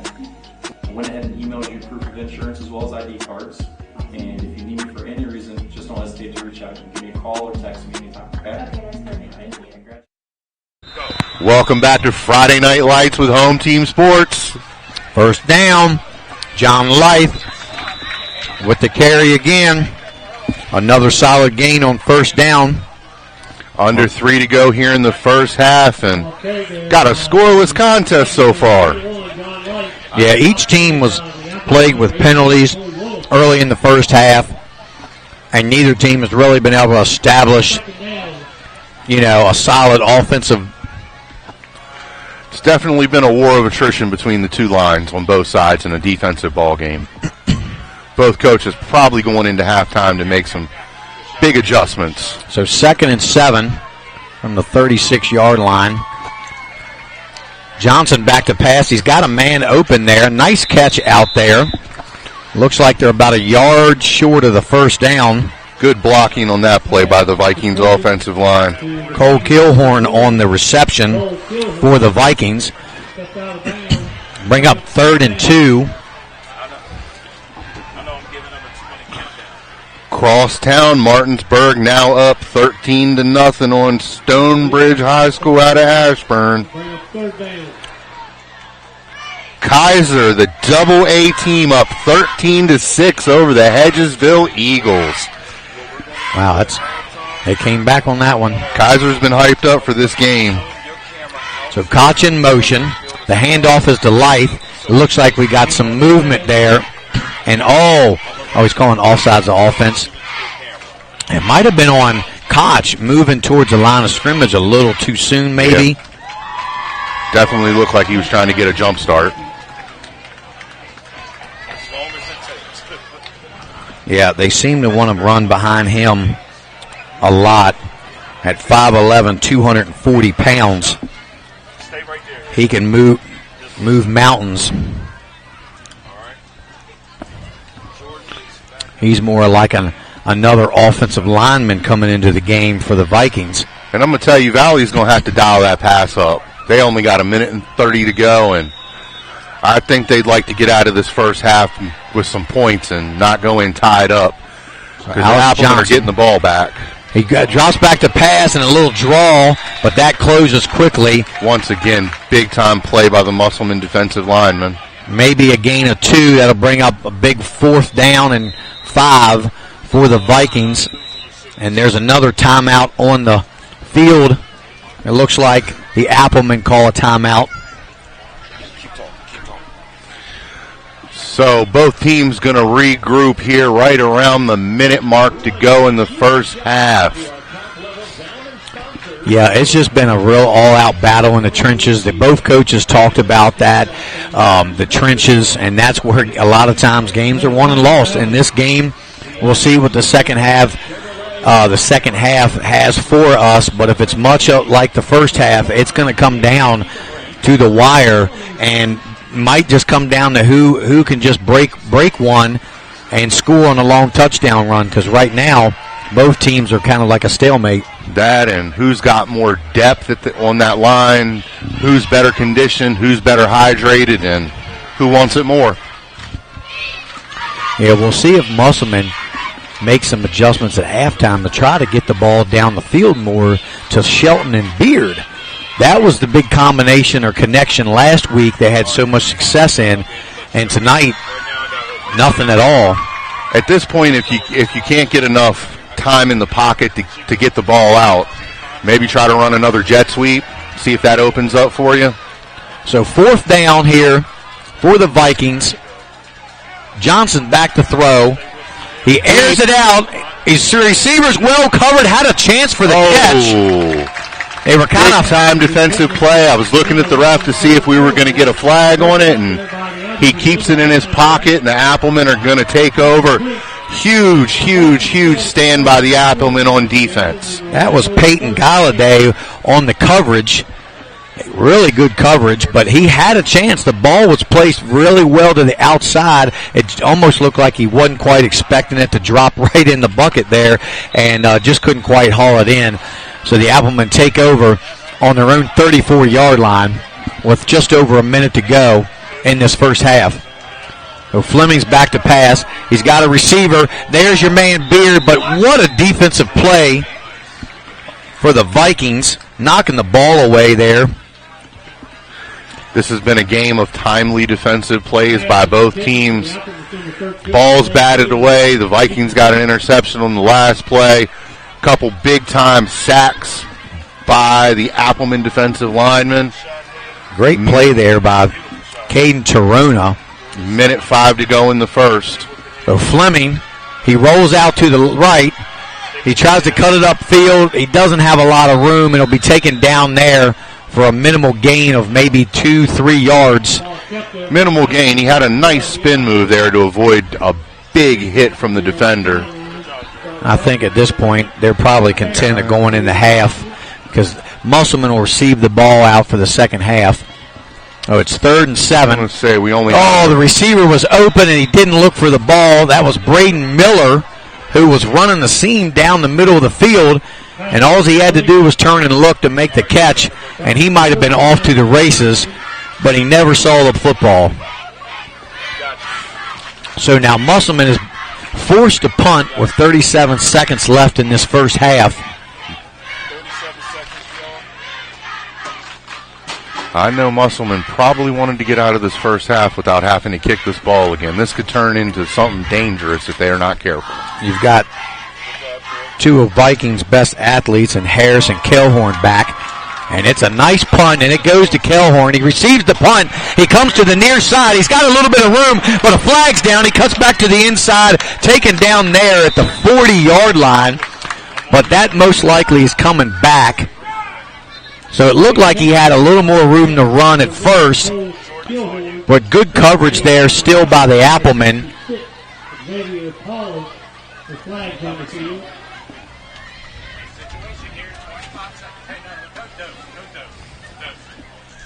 So it looks like the Vikings will be backed up deep into their own territory after a hold or a block in the back call. Waning seconds of the first half here. So we'll see what the Vikings try to do. They contend on just taking a knee and going into halftime 0-0, or will they try to air it out down the field and catch the Applemen off guard? Haley, good shot. Yeah, we're talking about the headset short. Haley, great shot. His idea. We always had walkie-talkies, but Juan decided to spring for some air. So 1st and 10 from the 15-yard line. The Vikings will take over. Johnson hands it to 21 Lythe. It's another holding call and a flag's down. And John Lythe is taken down to at the 25, but that's coming back. A lot of penalties tonight. Yeah, a lot of holding calls on each side. This is Valley's first game of the season, though. 18 seconds to go until we take you to halftime. And Huntington 42, South Charleston nothing. Still 13-6 out in Hedgesville. Kaiser on top. Martinsburg 13, Stonebridge nothing. And Spring Mills still in a stalemate with Albert Gallatin of Pennsylvania. So the clock is running. I think they're just going to be content with going in at a scoreless half. All right, Haley, find your shot. So here at Waldeck Field, it's the Musselman Applemen 0 and the Loudoun Valley Vikings 0. Tough first half. Yeah, it's grinded out old NFC East football. That's about what it was. There wasn't really any big plays in that first half, and both teams struggled at times to move the ball. The Vikings moved the ball with a little more success, running with Lythe behind the big fullback, Tyler Crouch. But other than that, not a lot to wrap up for the first half. With that being said, we're going to take you to some of our advertising partners that are helping us bring you this game tonight, and we're going to come back and watch the Musselman Applemen Marching Band.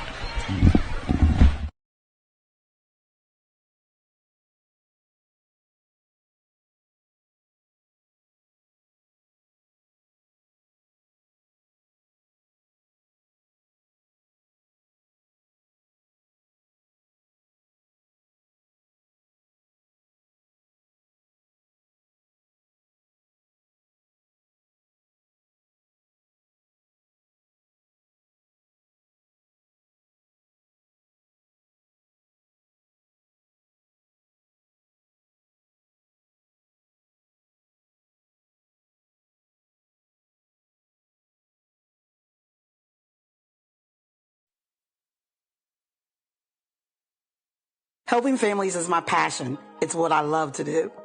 Hi, I'm Cheryl Yates with ERA Liberty Realty. I've established a reputation for making your journey simple regardless of your price point. They say it takes a village, so I work closely with other professionals in the industry to make your experience a smooth one from start to finish. We're so happy that we chose Cheryl Yates with ERA Liberty Realty to help us on our buying and selling process. If you would like a 5-star experience from top to bottom, choose Cheryl Yates. As an Eastern Panhandle native, I possess an insight and knowledge of the area that is essential to reaching your goals. Whatever your real estate needs may be, remember me. I'm the key to buying or selling your home.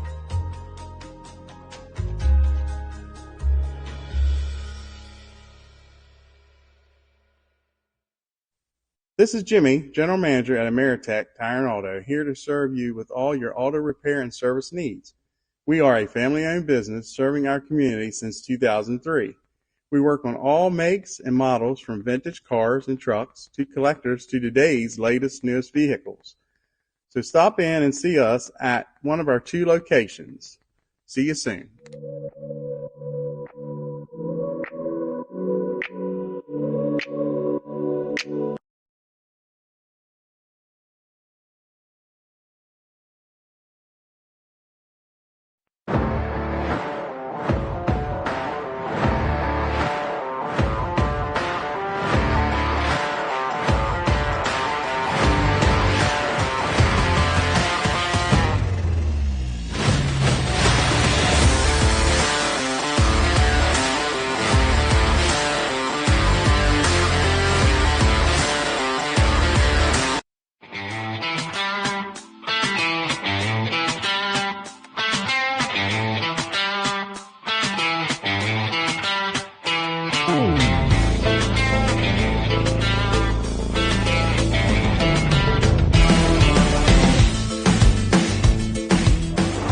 Hi, I'm Jeremy Atkins, broadcast announcer with Home Team Sports TV, sales consultant here at O'Beckett Motors. Make a fast break to 838 East Moeller Avenue in Martinsburg. Come see me for a slam dunk of a deal.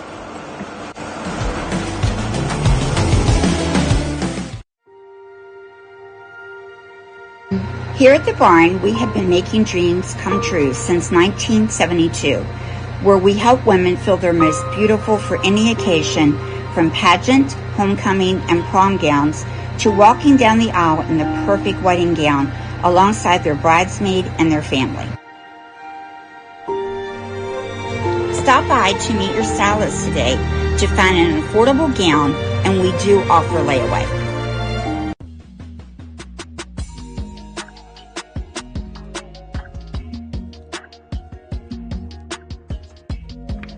All right, Chloe, well, congratulations on your new policies. And just basically making sure all of your information looks okay.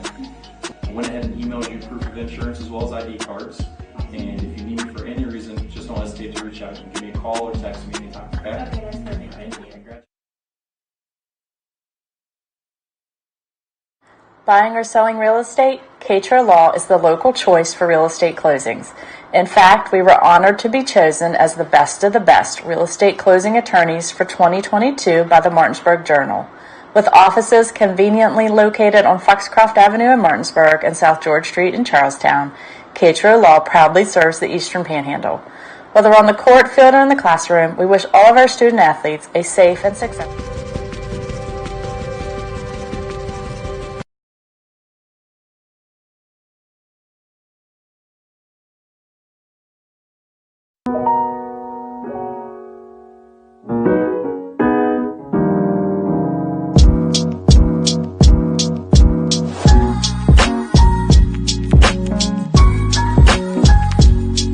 Juwan is the ultimate hype guy. I love him. He's always positive. He's always pepping them up and firing them up.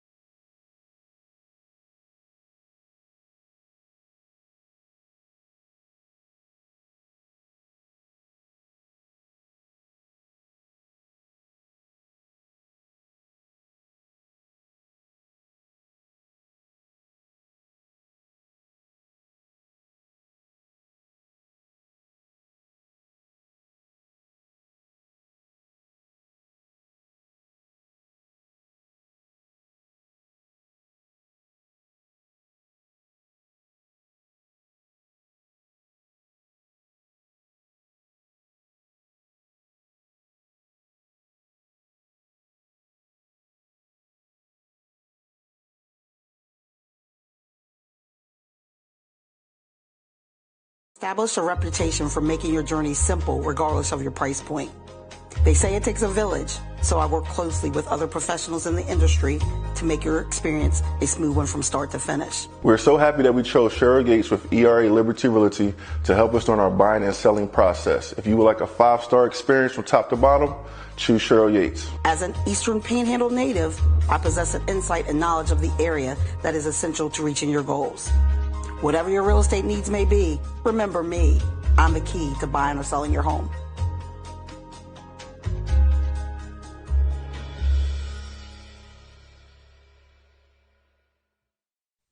This is Jimmy, General Manager at Ameritech Tire and Auto, here to serve you with all your auto repair and service needs.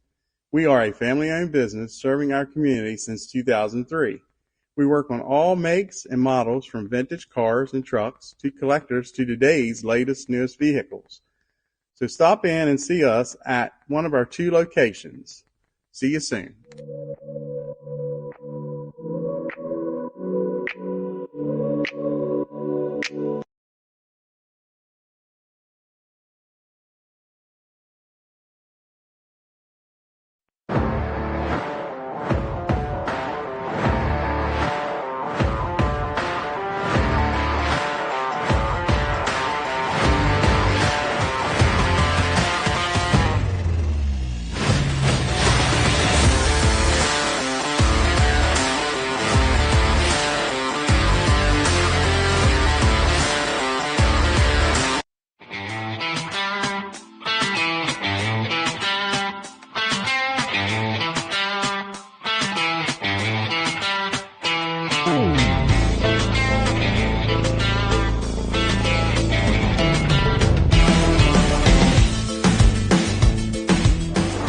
Hi, I'm Jeremy Atkins, broadcast announcer with Home Team Sports TV, sales consultant here at O'Pekin Motors.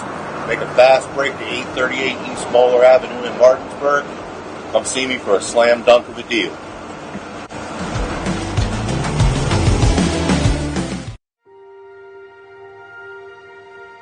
Here at the barn, we have been making dreams come true since 1972, where we help women feel their most beautiful for any occasion, from pageant, homecoming, and prom gowns to walking down the aisle in the perfect wedding gown alongside their bridesmaid and their family. Stop by to meet your stylist today to find an affordable gown, and we do offer layaway.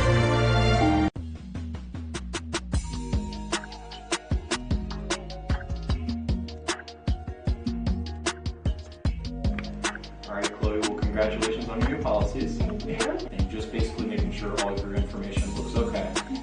I went ahead and emailed you proof of insurance as well as ID cards. And if you need me for any reason, just don't hesitate to reach out. You can give me a call or text me anytime, okay? Okay, that's perfect. Thank you. Buying or selling real estate? Katra Law is the local choice for real estate closings. In fact, we were honored to be chosen as the best of the best real estate closing attorneys for 2022 by the Martinsburg Journal. With offices conveniently located on Foxcroft Avenue in Martinsburg and South George Street in Charlestown, Katra Law proudly serves the Eastern Panhandle. Whether on the court, field, or in the classroom, we wish all of our student athletes a safe and successful.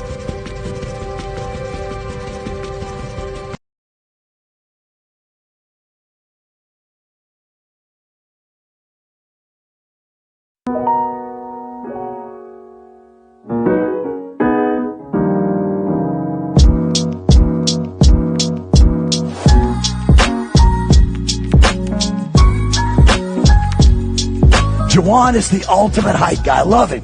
He's always positive. He's always pepping them up and firing them up.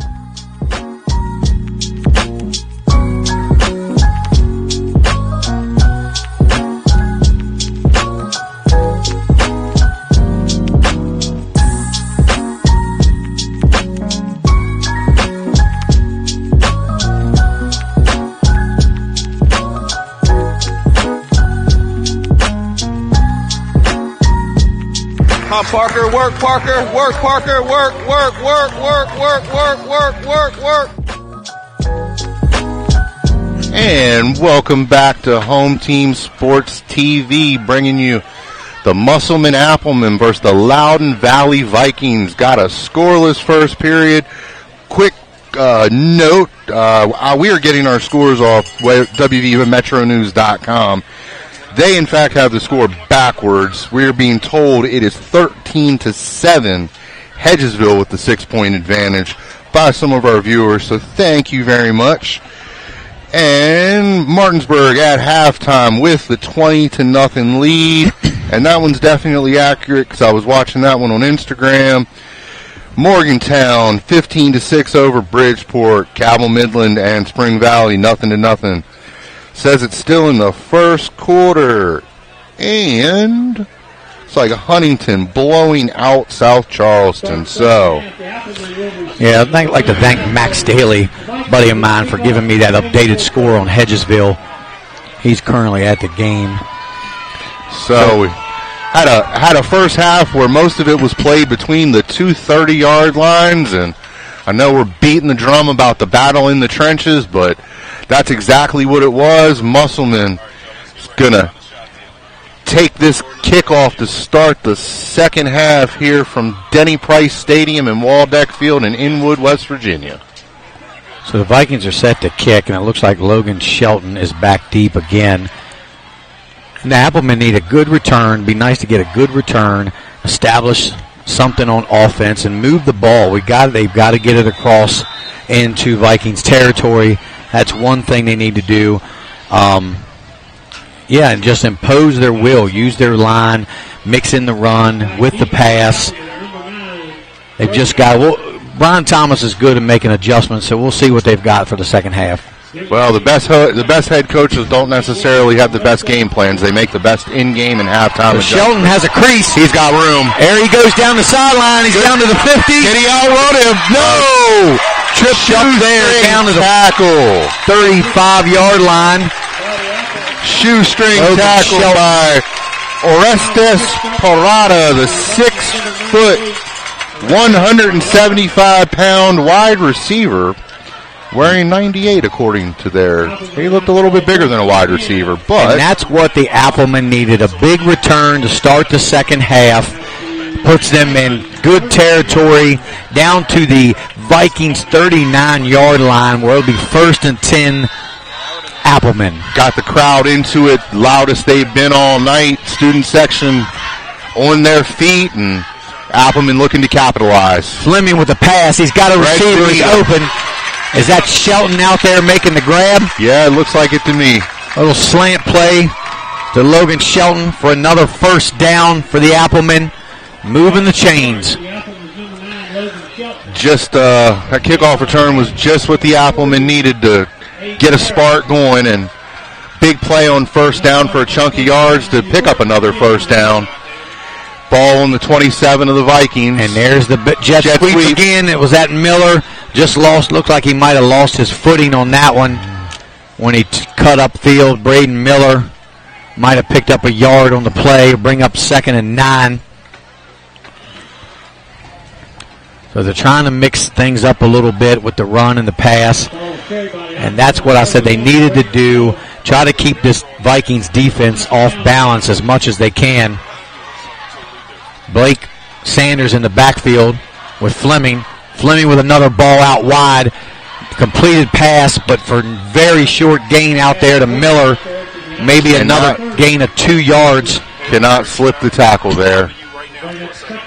And Vikings with 2 big defensive plays after the lapse on special teams and the big first down play by the Applemen.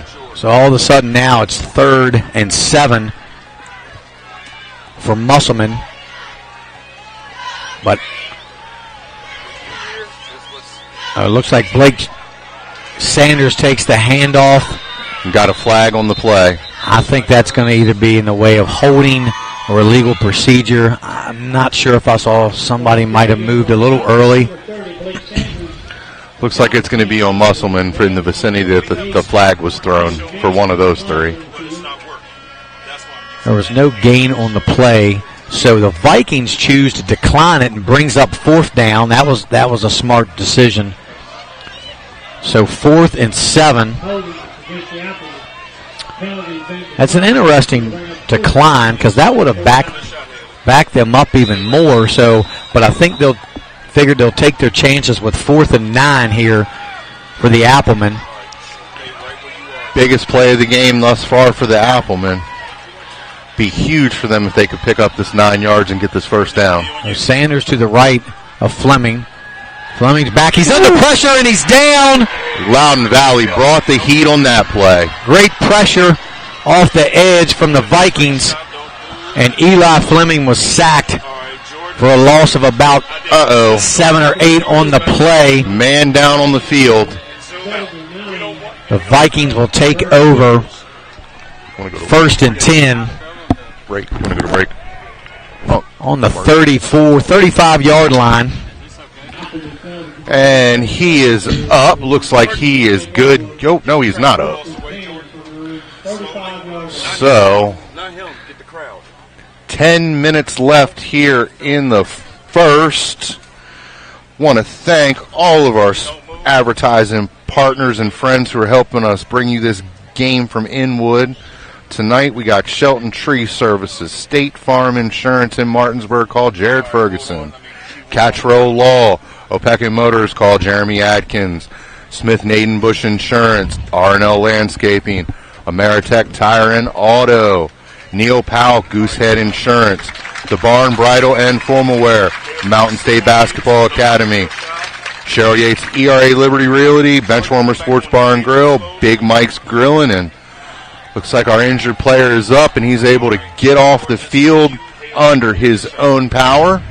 Yeah, that's Draven McGee, a 6'3" junior. Looks like his limping off there. Looks like he just got his legs caught up with a couple other players on the field, and Valley's going to take over on their own 35-yard line.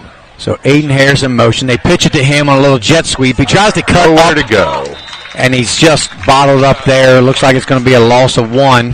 Valley tried a little trickery with the flip there, and Musselman had that read the whole time, and a couple people swarmed to the ball and got him a yard behind the line of scrimmage. Got 9:35 to go. Running clock here in the third quarter. Still 0-0. So it'll be 2nd and 11 from their own 34-yard line. Johnson sends a man in motion. That's Harris. The give is to Lythe off to the left side. He cuts back to the middle. He pushes forward. Actually, he's tackled forward. Probably 3 more yards on the play. He got a lot of help on that play. Looks like he's got a gain of 6 there. It's going to bring up 3rd and 7 yards. Looks like they gave him 7, 3rd and 4.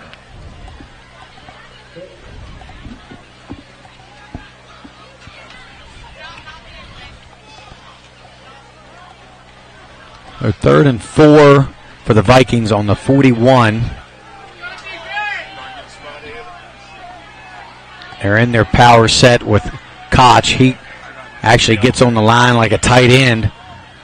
The give is to Lythe. He cuts back and nowhere to go for John Lythe. Backfield. Just dancing a little bit too much. I know he's trying to make something out of nothing, but sometimes you just got to get what you can get and get up in the hole. Was that Shelton run blitzing off the edge? No, that's number 8. That is Shelton. Colton Shelton. Got the younger Shelton, the freshman. Last year's freshman. Sophomore this year. Starting freshman point guard on the basketball team. Yes. So big 4th down play here for the Vikings for 4th and 5 on their own 40-yard line.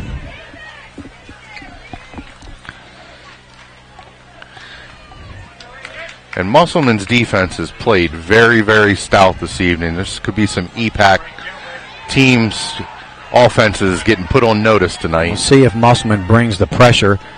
They got Johnson back to pass. He's got some time. He's got a receiver. Harris out. He makes the catch at the 35-yard line. Connects for the big first down. First down, Vikings. He got behind the coverage. So Alex Johnson finally had a little bit of time to throw, and he made the Appleman pay with a huge gain down to the 35-yard line. That's all we needed is a little time. He had some time. If he would have had some time, I believe, in the first half, he had some receivers open. But he just didn't have enough time. But it looked like they had put Koch on the line as an extra blocker. So 1st and 10, Vikings on the Appleman 35. Koch to the left. Lythe behind him in the pistol. The handoff is to Lythe. Not much there. Maybe back to the line of scrimmage. So 2nd and 10 for the Vikings.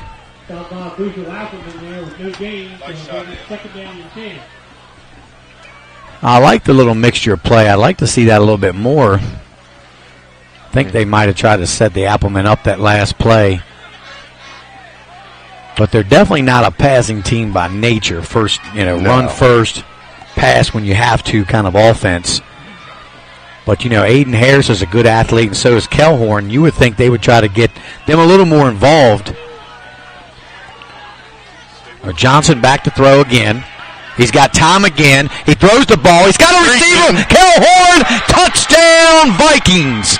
Beautiful pass from Alex Johnson. Bang, bang, two big passing plays. And that's what they were looking for in the first half. He didn't have time to throw the ball. The second half, they made some adjustments on that offensive line, and a beautiful ball by Alex Johnson. Yeah, I can already tell they made some blocking adjustments on the offensive line over halftime. Much more time. Cole Kelhorn. Much more time for him to throw. That's two nice passes by Johnson.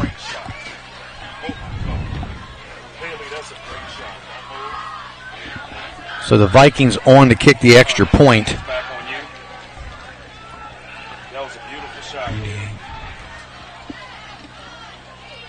The snap, hold. The kick is up and good. So with 6:18 left to go in the third quarter, the Vikings strike first and lead the Applemen 7-0.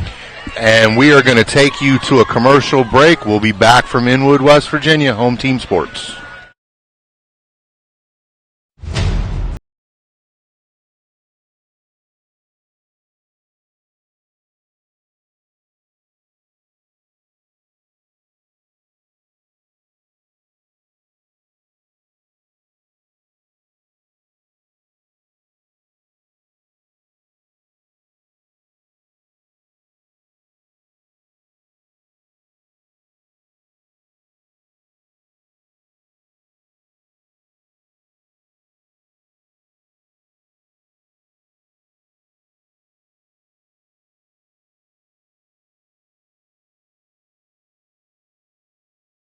West Virginia, pretty quiet first half. Loudoun Valley came out with some firepower, two big pass plays in a row, and they now have a 7-0 lead over Musselman. The Vikings are set to kick. Logan Shelton is deep. A little onside kick, but Musselman's there. They scoop it up. Nice play. Very nice play. There by the Musselman up back. Very nice special teams play. Loudoun's trying to catch him with an old Dave Walker trick and catch him sleeping after a touchdown and get the ball right back, but Musselman was ready for it, and they're now going to start out on the Viking 49, which is good for the Applemen to be playing on a short field after giving up that touchdown. Let's see what they can do. Yeah, that was Colton Shelton on the recovery. So Fleming takes over here. He swings it out of the backfield to Miller. Miller's got a little bit of blocking. Great block by Isaiah Beard out there. Miller picks up, look like maybe 4 yards, maybe 5 on the play. Got a nice block out there by Isaiah Beard. Big time block. He sealed the edge for him. So good play on first down. Gain of 5 yards on the play. Bring up 2nd and 5.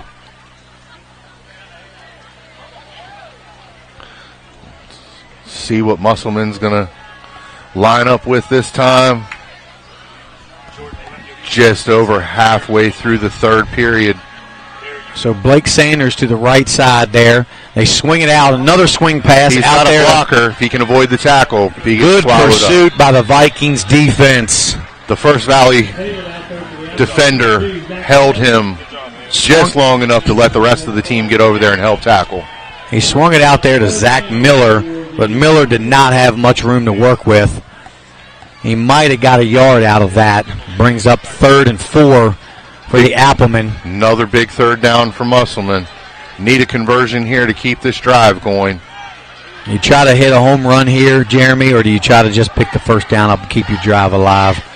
Oh, I'm going to go conservative and try to keep the drive alive and not play Madden. I just would like to see him take a shot, just one shot down the field. They got the speedster out here. All right, got a timeout on the field and a timeout for you guys at home. We'll be back.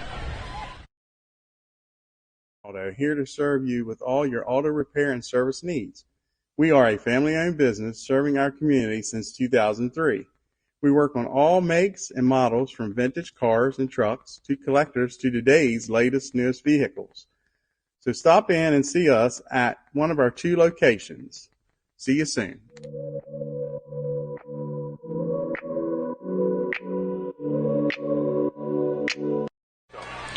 Welcome back to Musselman High School, Denny Price Stadium, all deck field. Valley Vikings 7, Appleman nothing. Big 3rd and 5. Talking about what we might do on this play. Inside handoff, screen pass, jet sweep. Take the top off. Let's see what they're going to do. Well, it looks like they've got a couple extra blockers in the backfield, so we're looking at a Wildcat situation here with Fleming, and straight up the middle, and Fleming's got the first down and a couple extra yards. Good call by Brian Thomas and that coaching staff. I haven't seen that all night, and actually that's a flashback to last year because we saw that a lot with Baden Hartman last year. Absolutely. And we haven't touched on that tonight. They lost a great running quarterback and a speedster of a wide receiver to college last year. There goes Fleming outside. Is that Fleming? No. That's the number 2, Zach Miller, I believe. Okay, Mr. Miller. They breaking tackles. Tried to strip the ball from him, and then he spun out of it, held on, and picked up the first down. And Musselman looks like they've got the most momentum they have had the entire game thus far. It looked like he was literally one tackle away from breaking it and taking it to the house. We're lining up jumbo again. Looks like another Wildcat, and actually they're running this Wildcat. I think Coach Thomas Miller up the middle, actually off tackle a little bit, and he cuts back to the middle for a gain of a couple. I like that look. Besides the fact that they picked up positive yardage when they ran it, this drive, they could be setting you up for taking that Wildcat snap and running off tackle, or dropping back and trying to pop it over the top to the one wide receiver. And here we go again. He's got it outside. He's got room. Close to another first down. And Musselman Zach Miller continuing to pick up positive yardage. It's going to put him in a 3rd and short situation. So it looks like for this series at least, anyway, they're going to stay with Zach Miller as the quarterback and run that Wildcat with the extra 2 blocker. So this must be a certain package that the coach likes to put in. Looks like it was going to go jet sweep to Beer, and he mishandled the snap. And he can't quite get back to the line of scrimmage, or maybe he did get back to the line of scrimmage, and that'll be 4th down. And that could be a drive killer. Looked like they were trying to get the jet sweep to Beard, and Miller just couldn't handle the snap and just had to tuck it and run for no gain. So they're calling it 4th and 4. It looks like it's more like 4th and 3 from here. So this is a big call. They're lining up again in that Wildcat formation with Zach Miller. And there's the fake jet sweep when Miller up the middle. It looks like there's a first down, but a flag. He does pick up the first. The ball, and that may be coming back, Jeremy. Believe we're going to have a hold on the play, maybe an illegal procedure. So that first down is negated from another penalty. I think Coach Thomas said, I've seen enough of this. Let's go back to Fleming. I don't know if I necessarily would have done that. They've been moving the ball. I understand we're now going to be a we're fourth at and long. 13 here. I think he knows he needs to throw, and having Fleming in there is his best option. Now we got Blake Sanders in at running back to Fleming's right. 3 receivers to the top. Nice ball. Got it in there. Nice. He makes a move, and that's he got it. Touchdown. Logan Shelton into the end zone for the Appleman. And breaking tackles. And Musselman answers with a 49-yard scoring drive with a touchdown by Shelton. Breaks 2 tackles. Yeah, and the Appleman needed that big time. It looked like it was just going to be a nice little out route for a first down, tackled out of bounds. Shelton had other ideas, shed the block, made another move, broke another tackle, and down the sideline for 6 points. Big extra point here to tie the game. Fans at home hear that train horn going off from down here in Inwood. And there's the snap, the hold, the kick is up, and it's no good. Shanked it left off the upright. Wow, that is to come back to haunt them later in this ball game. Yeah, we were definitely thinking the same thing right there, JD. That could cost them. This is going to come down to the wire, and here is the refurbished 1980s, 1990s Apple Cart making its first trip down the track on Home Team Sports.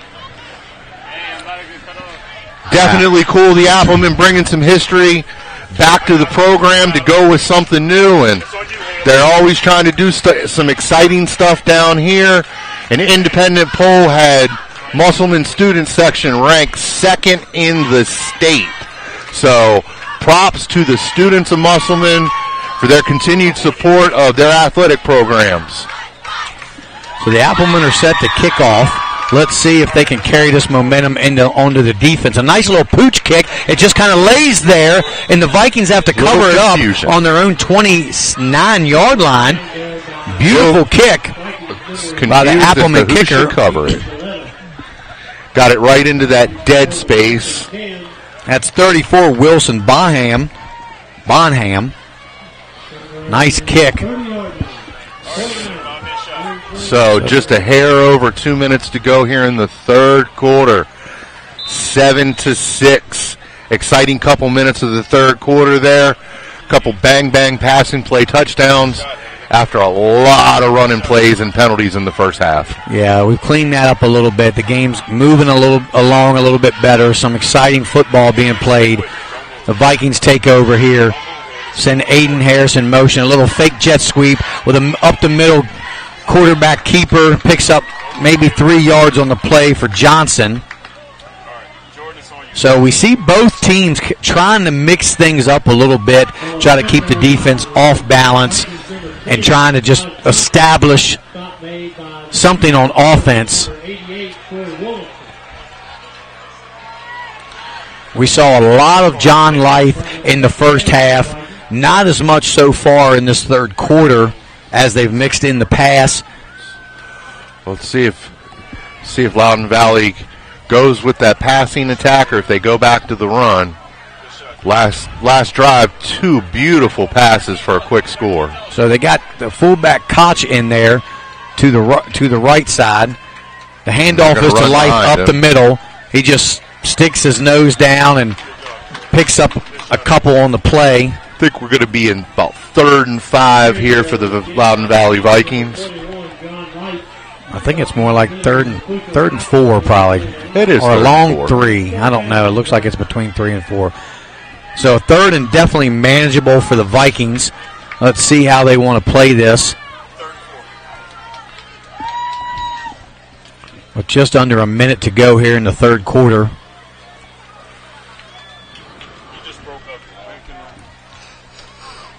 Got Koch in at the fullback spot as the lead blocker for Lythe. This may be our last play of the third quarter. The handoff does go to Lythe. He bounces out to the left. Not a lot of room out there. Maybe a pickup of 2, call it 3 yards.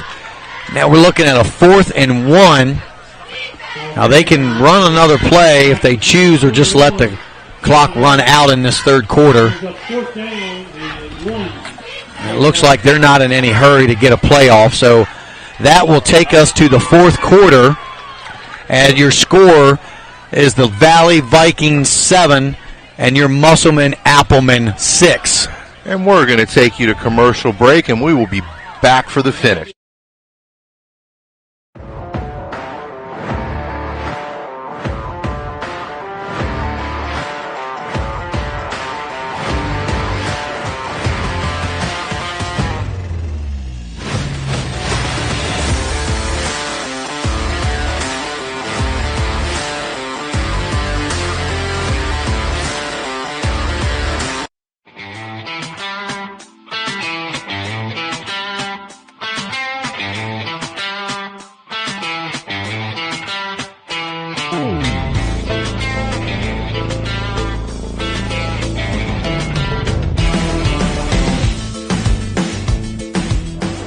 Hi, I'm Jeremy Atkins, broadcast announcer with Home Team Sports TV, sales consultant here at Opequon Motors.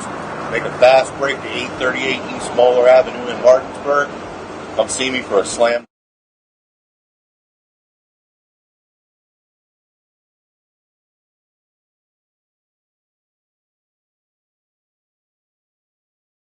In Inwood.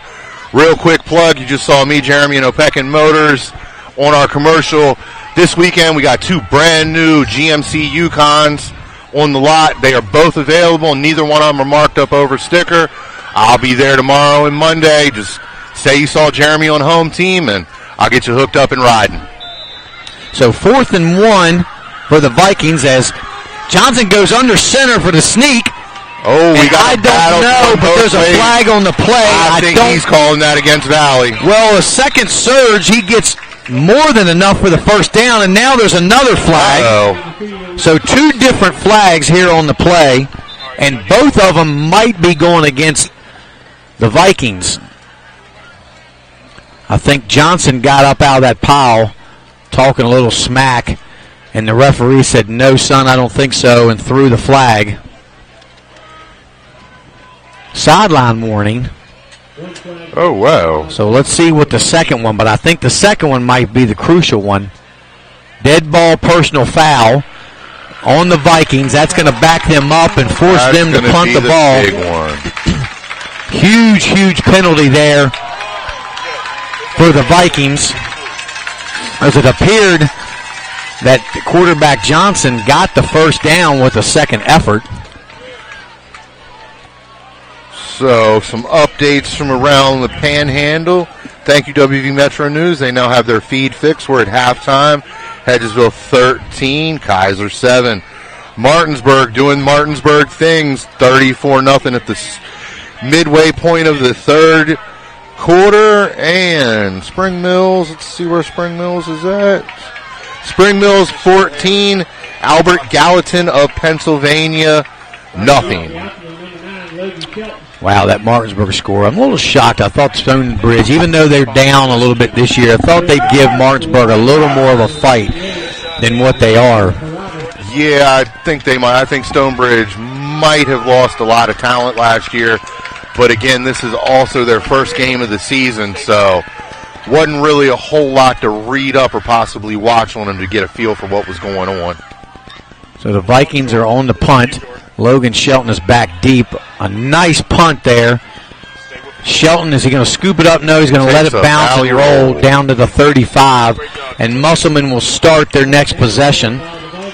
So I want to thank Shelton Tree Services, State Farm Insurance, Jared Ferguson, Smith Naden Bush Insurance, Cottrell Law, Neil Powell and Goosehead Insurance, Charlie Lamp at R&L Landscaping, who's going to be bringing you our player of the game tonight on this all-natural grass field, Ameritech Tire and Auto in Ranson and Inwood, the Barn Bridal and Formal Wear, Mountain State Basketball Academy, Cheryl Rates, ERA Liberty Realty, Benchwarmer Sports Bar and Grill, Mondays are burger night, Tuesdays is wing night, and Big Mike's Grilling. So let's see what the Applemen could do with this possession. They're back in the Wildcat formation again as Zach Miller takes the handoff and he tries to cut back. He's not finding anything there, and he's tripped up for maybe a gain of 1 on the play to bring up 2nd and 9. So it looks like they're switching out their Wildcat. I think this might be a good way to get the Vikings off balance. So Blake Sanders is now in the backfield in that Wildcat formation. He takes a direct snap, bobbles it a little bit, cuts upfield. A nice gain there by Sanders. That'll bring up about 3rd and 3. Gets him a nice manageable amount of yardage. He took a good shot there, but held on to the ball. So 3rd and 3 from their own 43. Wildcat formation for Blake Sanders, and he picks up the first down. Nice play call. Nice little bit of running there by Blake Sanders. And we got a player down for the Vikings.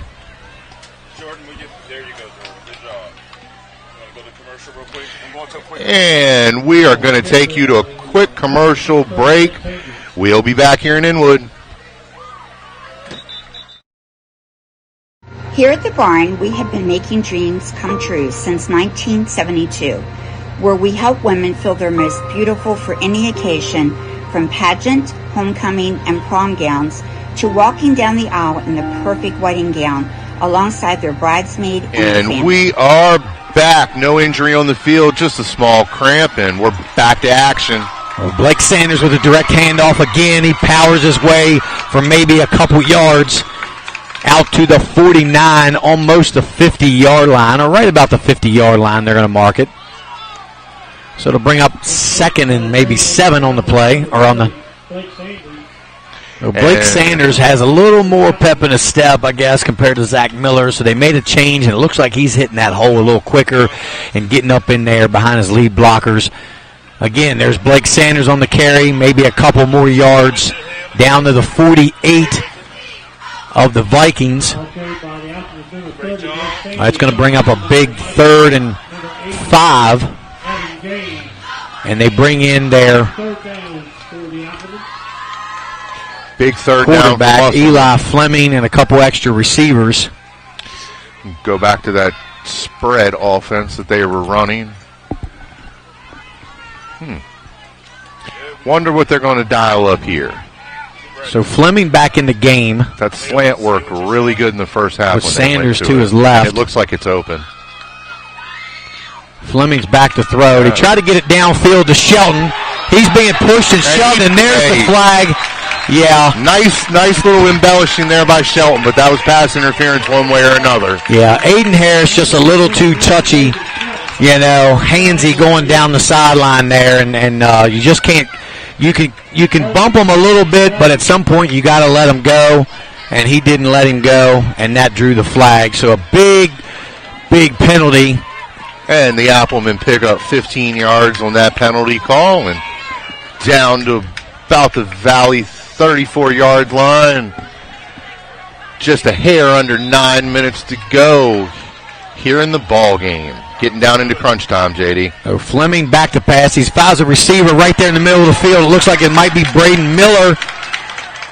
And it looks like he's got another first down to the 20. They'll give him forward progress.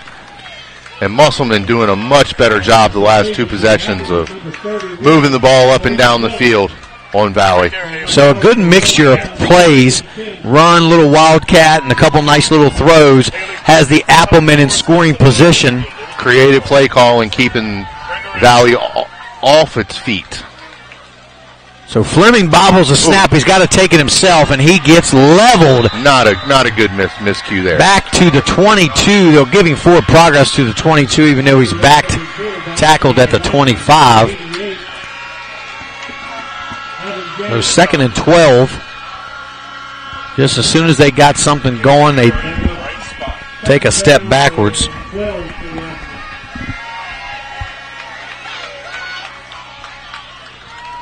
So we're going to have 2nd and 12.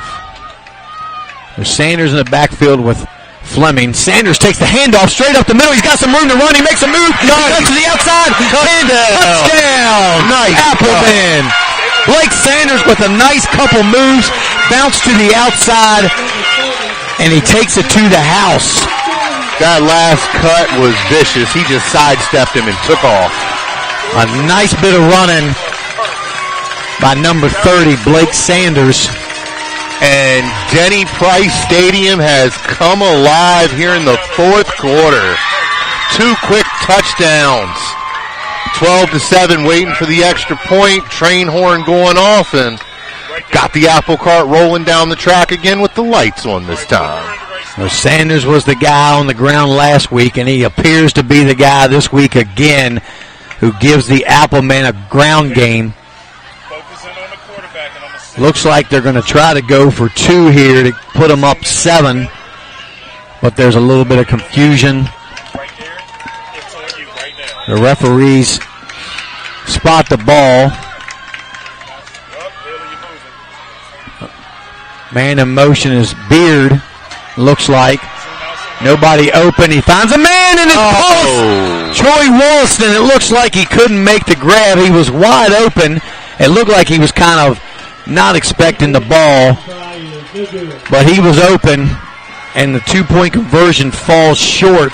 Well, that still leaves Valley with a very manageable 5-point deficit with 8 minutes left to go in the game, and we're going to take you to a couple commercials before we bring you back to what's going to be another barn burner of a finish on Home Team Sports. Here at the barn, we have been making dreams come true since 1972, where we help women feel their most beautiful for any occasion, from pageant, homecoming, and prom gowns to walking down the aisle in the perfect wedding gown alongside their bridesmaid and their family. Stop by to meet your stylist today to find an affordable gown, and we do offer. And we are back. Oh, pooch kick by the Applemen. And almost creating noise. It looks like they've kind of figured out what they want to do on special teams there. No return. Not going to give up a big play. Just pooch it down there. The Vikings fall on it. What is Loudoun Valley going to do to answer?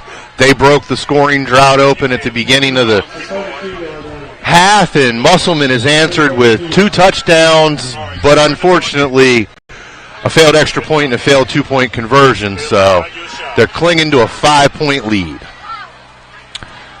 So the Vikings will start this possession on their own 32-yard line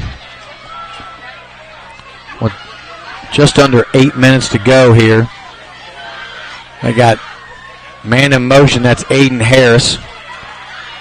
Johnson's back to pass. He's looking for his guy. He's got Kelhorn, a little pushing and shoving. Oh. There's the flag. The flag came out and a little too much pushing and shoving, according to the ref. I don't know if I might have let that go because that's 2 players fighting for the ball, fighting for position.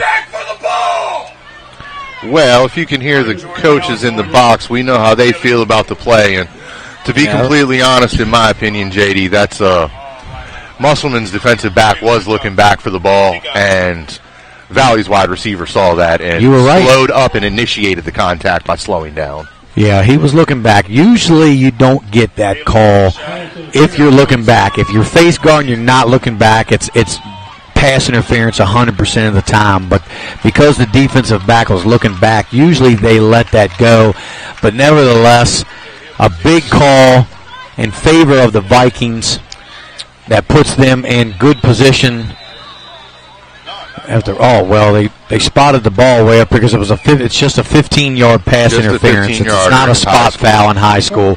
So they're out to the 47-yard line. Nonetheless, a good chunky yardage to get them close to midfield.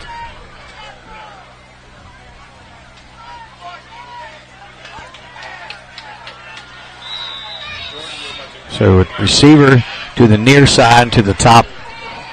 It's a handoff to Lythe up the middle. Looks like he picked up maybe 2 yards on the play.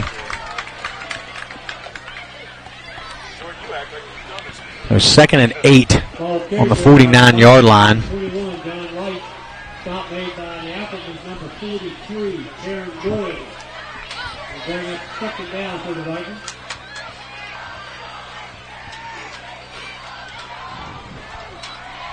Good shot, Jordan. So 2nd down. at about 8. And we got looks like a power set in their backfield. Lythe in the pistol. The handoff is to Lythe. He bounces it outside, pushes forward for a decent gain of maybe 4 yards on the play. Did a good job of following his blockers there to pick up a few extra yards. Down to the Appleman 47-yard line to bring up 3rd and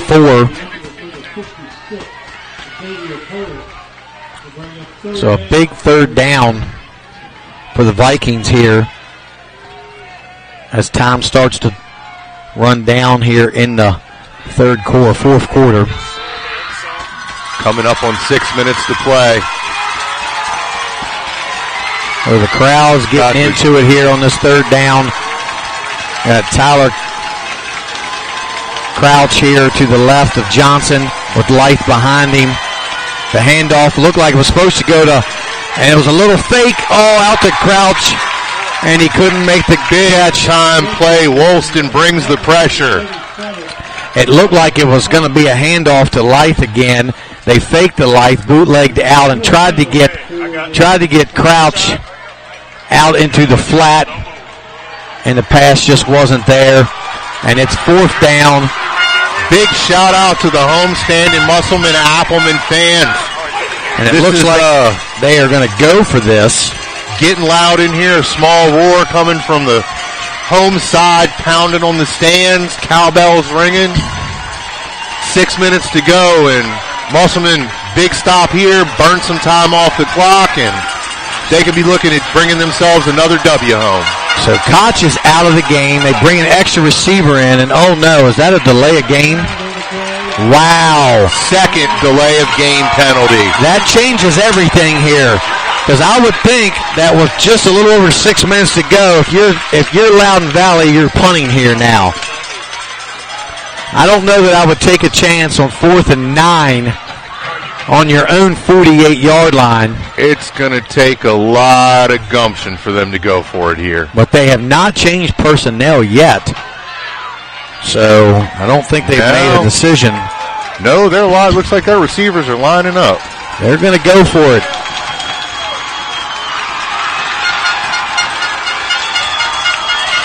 So big 4th down play here. And he doesn't look like he's lining up deep enough that he's going to try to quick kick it. They are going to run a play. 3 receivers to the far side. He rolls out. He's got a man deep. He comes back. That's Kilhorn. He breaks a tackle, and he's going down the sideline. Stepping over the tackle, and he's into the end zone. Touchdown, Vikings. Wow. What a play. That took a lot of guts for the Valley Vikings to go for that on 4th and 9 on their 49-yard line, but a big play. Cole Kilhorn with his second big touchdown catch of the game as he stiff-armed the guy 20 yards down the field and just did get the ball across the pylon. He did a great job of breaking that tackle. Not quite as emphatic as a couple years ago. I can't remember the young man from Musselman who fireman's carried a opponent 20 yards down the field on his back. But, wow. Well, they said he was out of bounds at about the 4-yard line. So change everything. It's not a score. So now Musselman has a chance to try to hold 4 downs from their own 3-yard line. Wow. We weren't even looking, and they spotted the ball, I guess, at like the 4-yard line. He must have just got pushed out there as he was trying to reach the ball for the pylon. Well, regardless, that was a great catch. He had to come back for the ball. It was thrown a little short. Came back, broke the initial tackle down the sideline, and stiff-armed the guy all the way until he was pushed out at the 4-yard line. The QB did a great job of throwing it to an open spot on the field, and the receiver did a very great job as well, zooming in, coming back to the ball, and identifying where it was going to be at. And a lot of yards after the catch. Unfortunately for Valley, he stepped out of bounds, and they still got to get the ball in the end zone. No. They're going for it on 2, dude. Oh, okay. They did make it. Okay. Well, we were right. I was wrong. They just didn't put the score up. I was wondering. No, and the Valley coaches were over there talking with the refs, too. So Johnson with the keeper. He's going to sneak it in there. Yeah. Easily walks in the end zone for 2 points. 15-12. That puts Valley up by 3 with 6:03 to go in this game. And we are being blessed with the second week in a row. We're going to have one that comes down to the wire. So now we'll have to see if Musselman can answer. This one's just like a heavyweight fight. We're in the 12th round, and they're throwing haymakers and knockout punches, and they keep going down and getting back up and throwing another one and coming back at them. 6 minutes to play. Appleman can tie with a field goal or take the lead with a touchdown.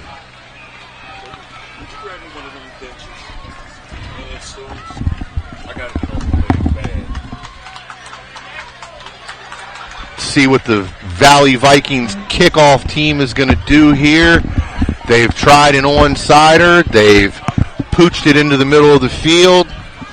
See if they're going to kick this one long, but yep. Yeah, we keep going back and forth. We're trying to decide who possibly might be the player of the game. We've got an idea on Musselman's side. Now we kind of flip over to the Vikings side. We've got a couple choices here if the Vikings were to pull this out, who the player of the game might be. A little squib kick. And Musselman scoops it up. It looks like, is that Beard? He cuts to the outside, and there he goes. Isaiah Beard. Oh, he almost broke it. Just tripped up on the 48-yard line. But you saw that burst by Isaiah Beard, who also runs track in the spring, by the way. Shoestring tackle by Loftus to save the touchdown. Yeah, that would definitely have been a touchdown had he not grabbed that ankle, because Beard was off to the races. He saw daylight, and he was like, his eyes probably got as big as saucers. Yeah, that young man can run. So 1st and 10, Appleman on the 48-yard line of the Vikings. A little swing play out to the Brady. Got blockers. Got a blocker. He cuts up to the inside, out to the 40, down to the 41-yard line. Good gain there on 1st down. It brings up 2nd and 4 for the Appleman. Just of note, both teams still do have all 3 timeouts left. What a tale of 2 halves, Jeremy. Absolutely. 2 completely different ball games. There are 3 receivers to the near side here. Fleming back with Sanders. Oh, a direct snap. He calls his own number straight up the middle. He's still going, bulling his way to the 1st down and more. Down inside the 35, down to the 32-yard line goes Eli Fleming. Good run, but might want to get down on the ground instead of standing up so long and giving them the opportunity to strip the ball. Nonetheless, a great 1st down pickup by Fleming and the Appleman to keep this drive alive. 5:08 to go on a winding clock. Tough, hard run by Fleming, and that's not something you see often from him, but it is very capable of doing that at being 6 foot 190. Sanders lines up to the right. He takes the handoff. He's got a hole. Blake Sanders makes a little move, and he's out and dances his way, and he's still on his feet. Down inside the 20-yard line goes Blake Sanders, and another big 1st down for the Appleman. Sanders has definitely been the catalyst of the Musselman-Appleman offense in the second half. Yeah, he just has another gear that we did not see from anyone in the first half, and it's been the Blake Sanders show for the Appleman here in this second half.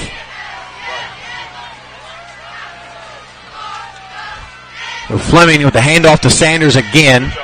Not much there. Give him a yard or maybe 2 on the play.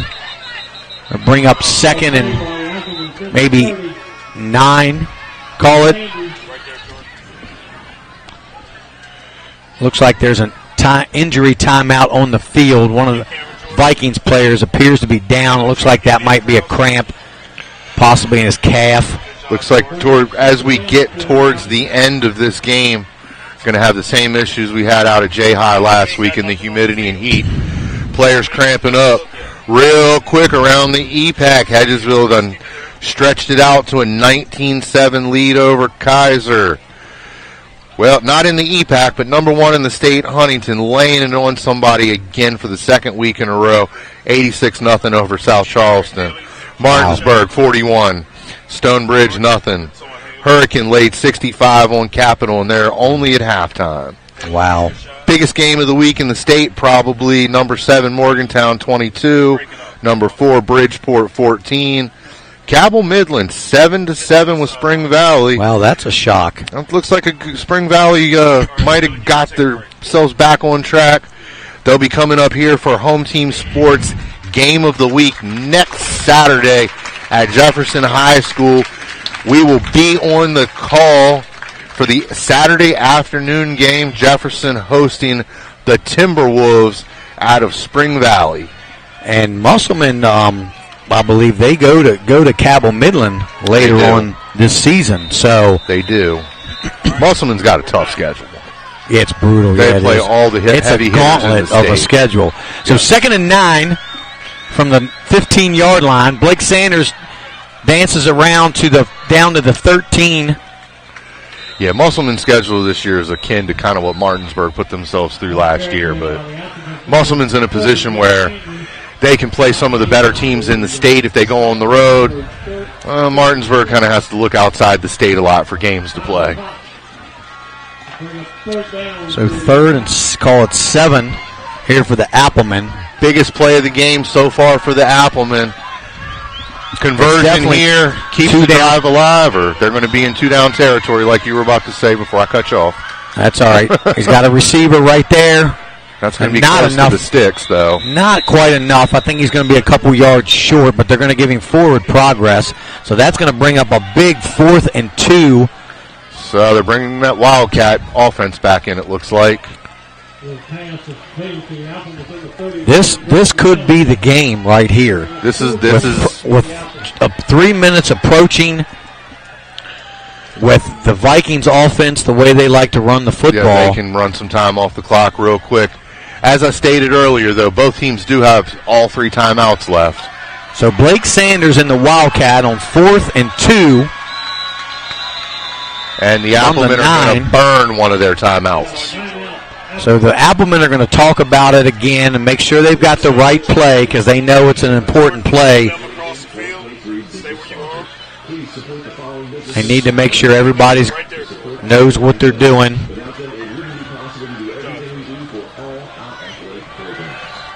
With the Applemen getting their desired personnel on the field.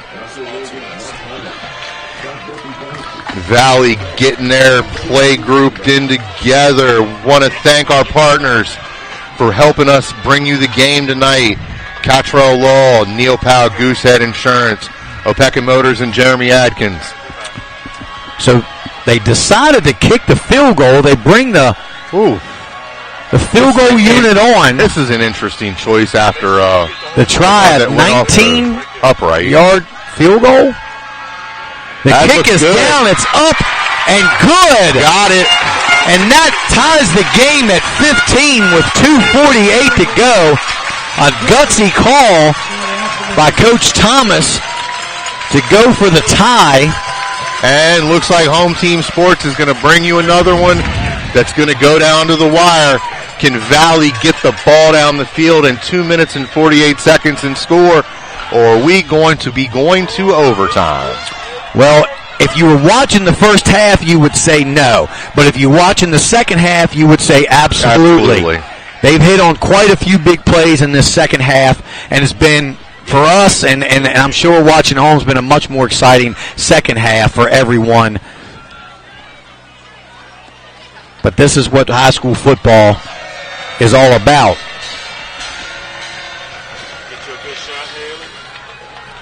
So back deep for the Vikings. Let's see what number 3, Aiden Harris.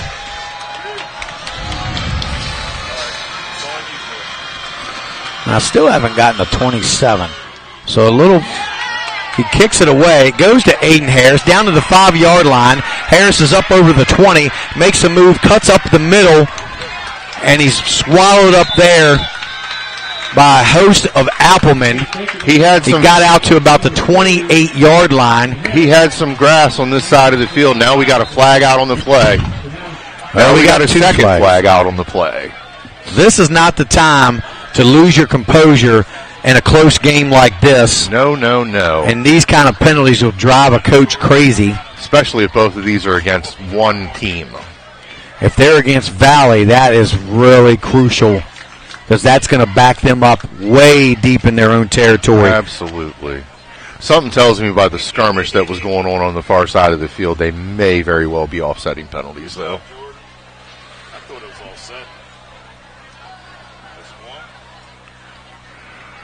First penalty's on the Applemen.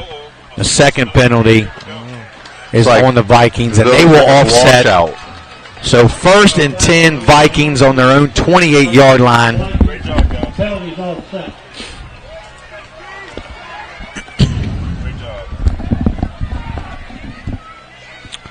So we'll see what the Vikings offense has dialed up for the last 2 minutes and 39 seconds.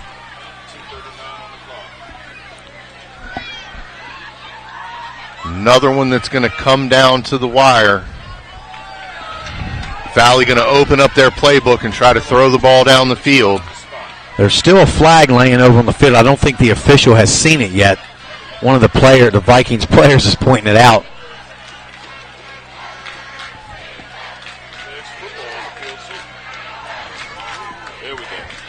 Jeez. Looks like now we might be ready to play. All the flags are picked up and we only have one ball on the field.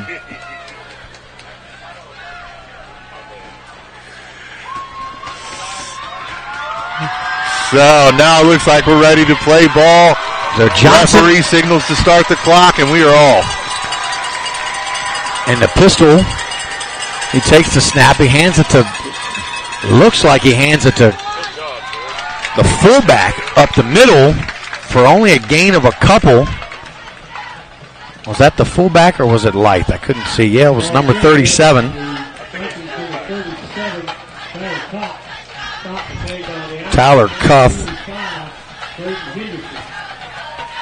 Clock is running. 2:10 to go. Valley breaks the huddle. So 2nd and 8 for the Vikings on their own 30-yard line. Johnson with the handoff to Koch. Big play by the Musselman D. I'm not sure what the Vikings are thinking here about on offense, unless they're trying to play safe for overtime, but I can't imagine when you have timeouts. I don't know, dude. That might be a good coaching strategy. Their offense is built to play down on the 10-yard line and in versus trying to go 80 yards in 2 minutes and possibly throw an interception that could get returned for a touchdown. Because Musselman did take an interception back to the house last week. One of the Shelton brothers. So 1 to go. Man in motion. Johnson's back to pass. They set up a screen, and that was snuffed out perfectly by the Appleman defensive lineman. And Musselman's defense is going to give the Appleman offense one more chance. There's a big play there made by Xavier Pollard. I don't know what that strategy there was. 2 straight run plays and a botched screen play that wouldn't have worked even if he would have caught the pass. I would have kept the clock running and ate a penalty on 4th down for running the clock down and burned the rest of the clock out and played for overtime at this point. So Shelton's back to receive the punt. They should get pretty good field position. He's going to be in your way soon he catch the ball. You got to get in front of the ground. Get away from Haley. So a nice high kick. Shelton takes it, makes a man miss. He gets down the sideline, cuts up inside, but he's tackled there, and we have another flag on the play and a second flag. So now things are really starting to get chippy here with under a minute to go, and some of these penalties are going to be very costly.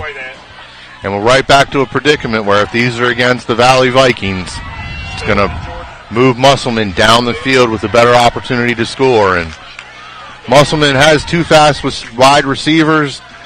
They haven't really tried to take the top off the game thus far, but one of those is going to go against the Applemen, and the other one's going to go against the Loudoun Valley Vikings. Two penalties on the play. The illegal block in the back against the Applemen, and unfortunately against the Vikings. So the Applemen will take over 1st and 10 on the Vikings' 46-yard line. So they've got great field position with under a minute to go, and we just saw the field goal kicker has plenty of leg. So I would think if they can get down close to the 20, maybe even the 25-yard line, they have a chance for a field goal. That was a good point, JD. He does have a strong leg on him for a high school kicker.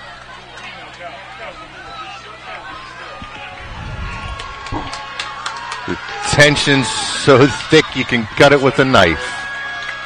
So Sanders in the backfield. Fleming's back to pass. He's got a receiver. It's Isaiah Beard with a huge catch. Down inside the 30 or right to the 35-yard line, and that'll move the chains. And the clock stops in high school on a first down. Keep in mind, folks at home. So quality play by Isaiah Beard. Referee winds the clock, and we're going to get a quick snap from Eli Fleming. So Fleming back to pass. He's got a man. It's picked off.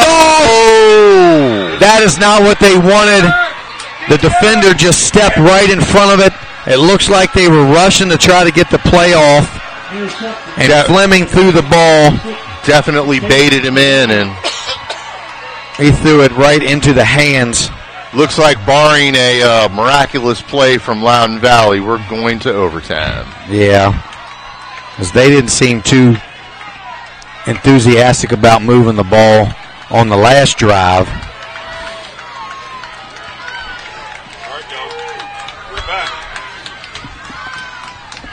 So a huge interception by Caden Torona on that play.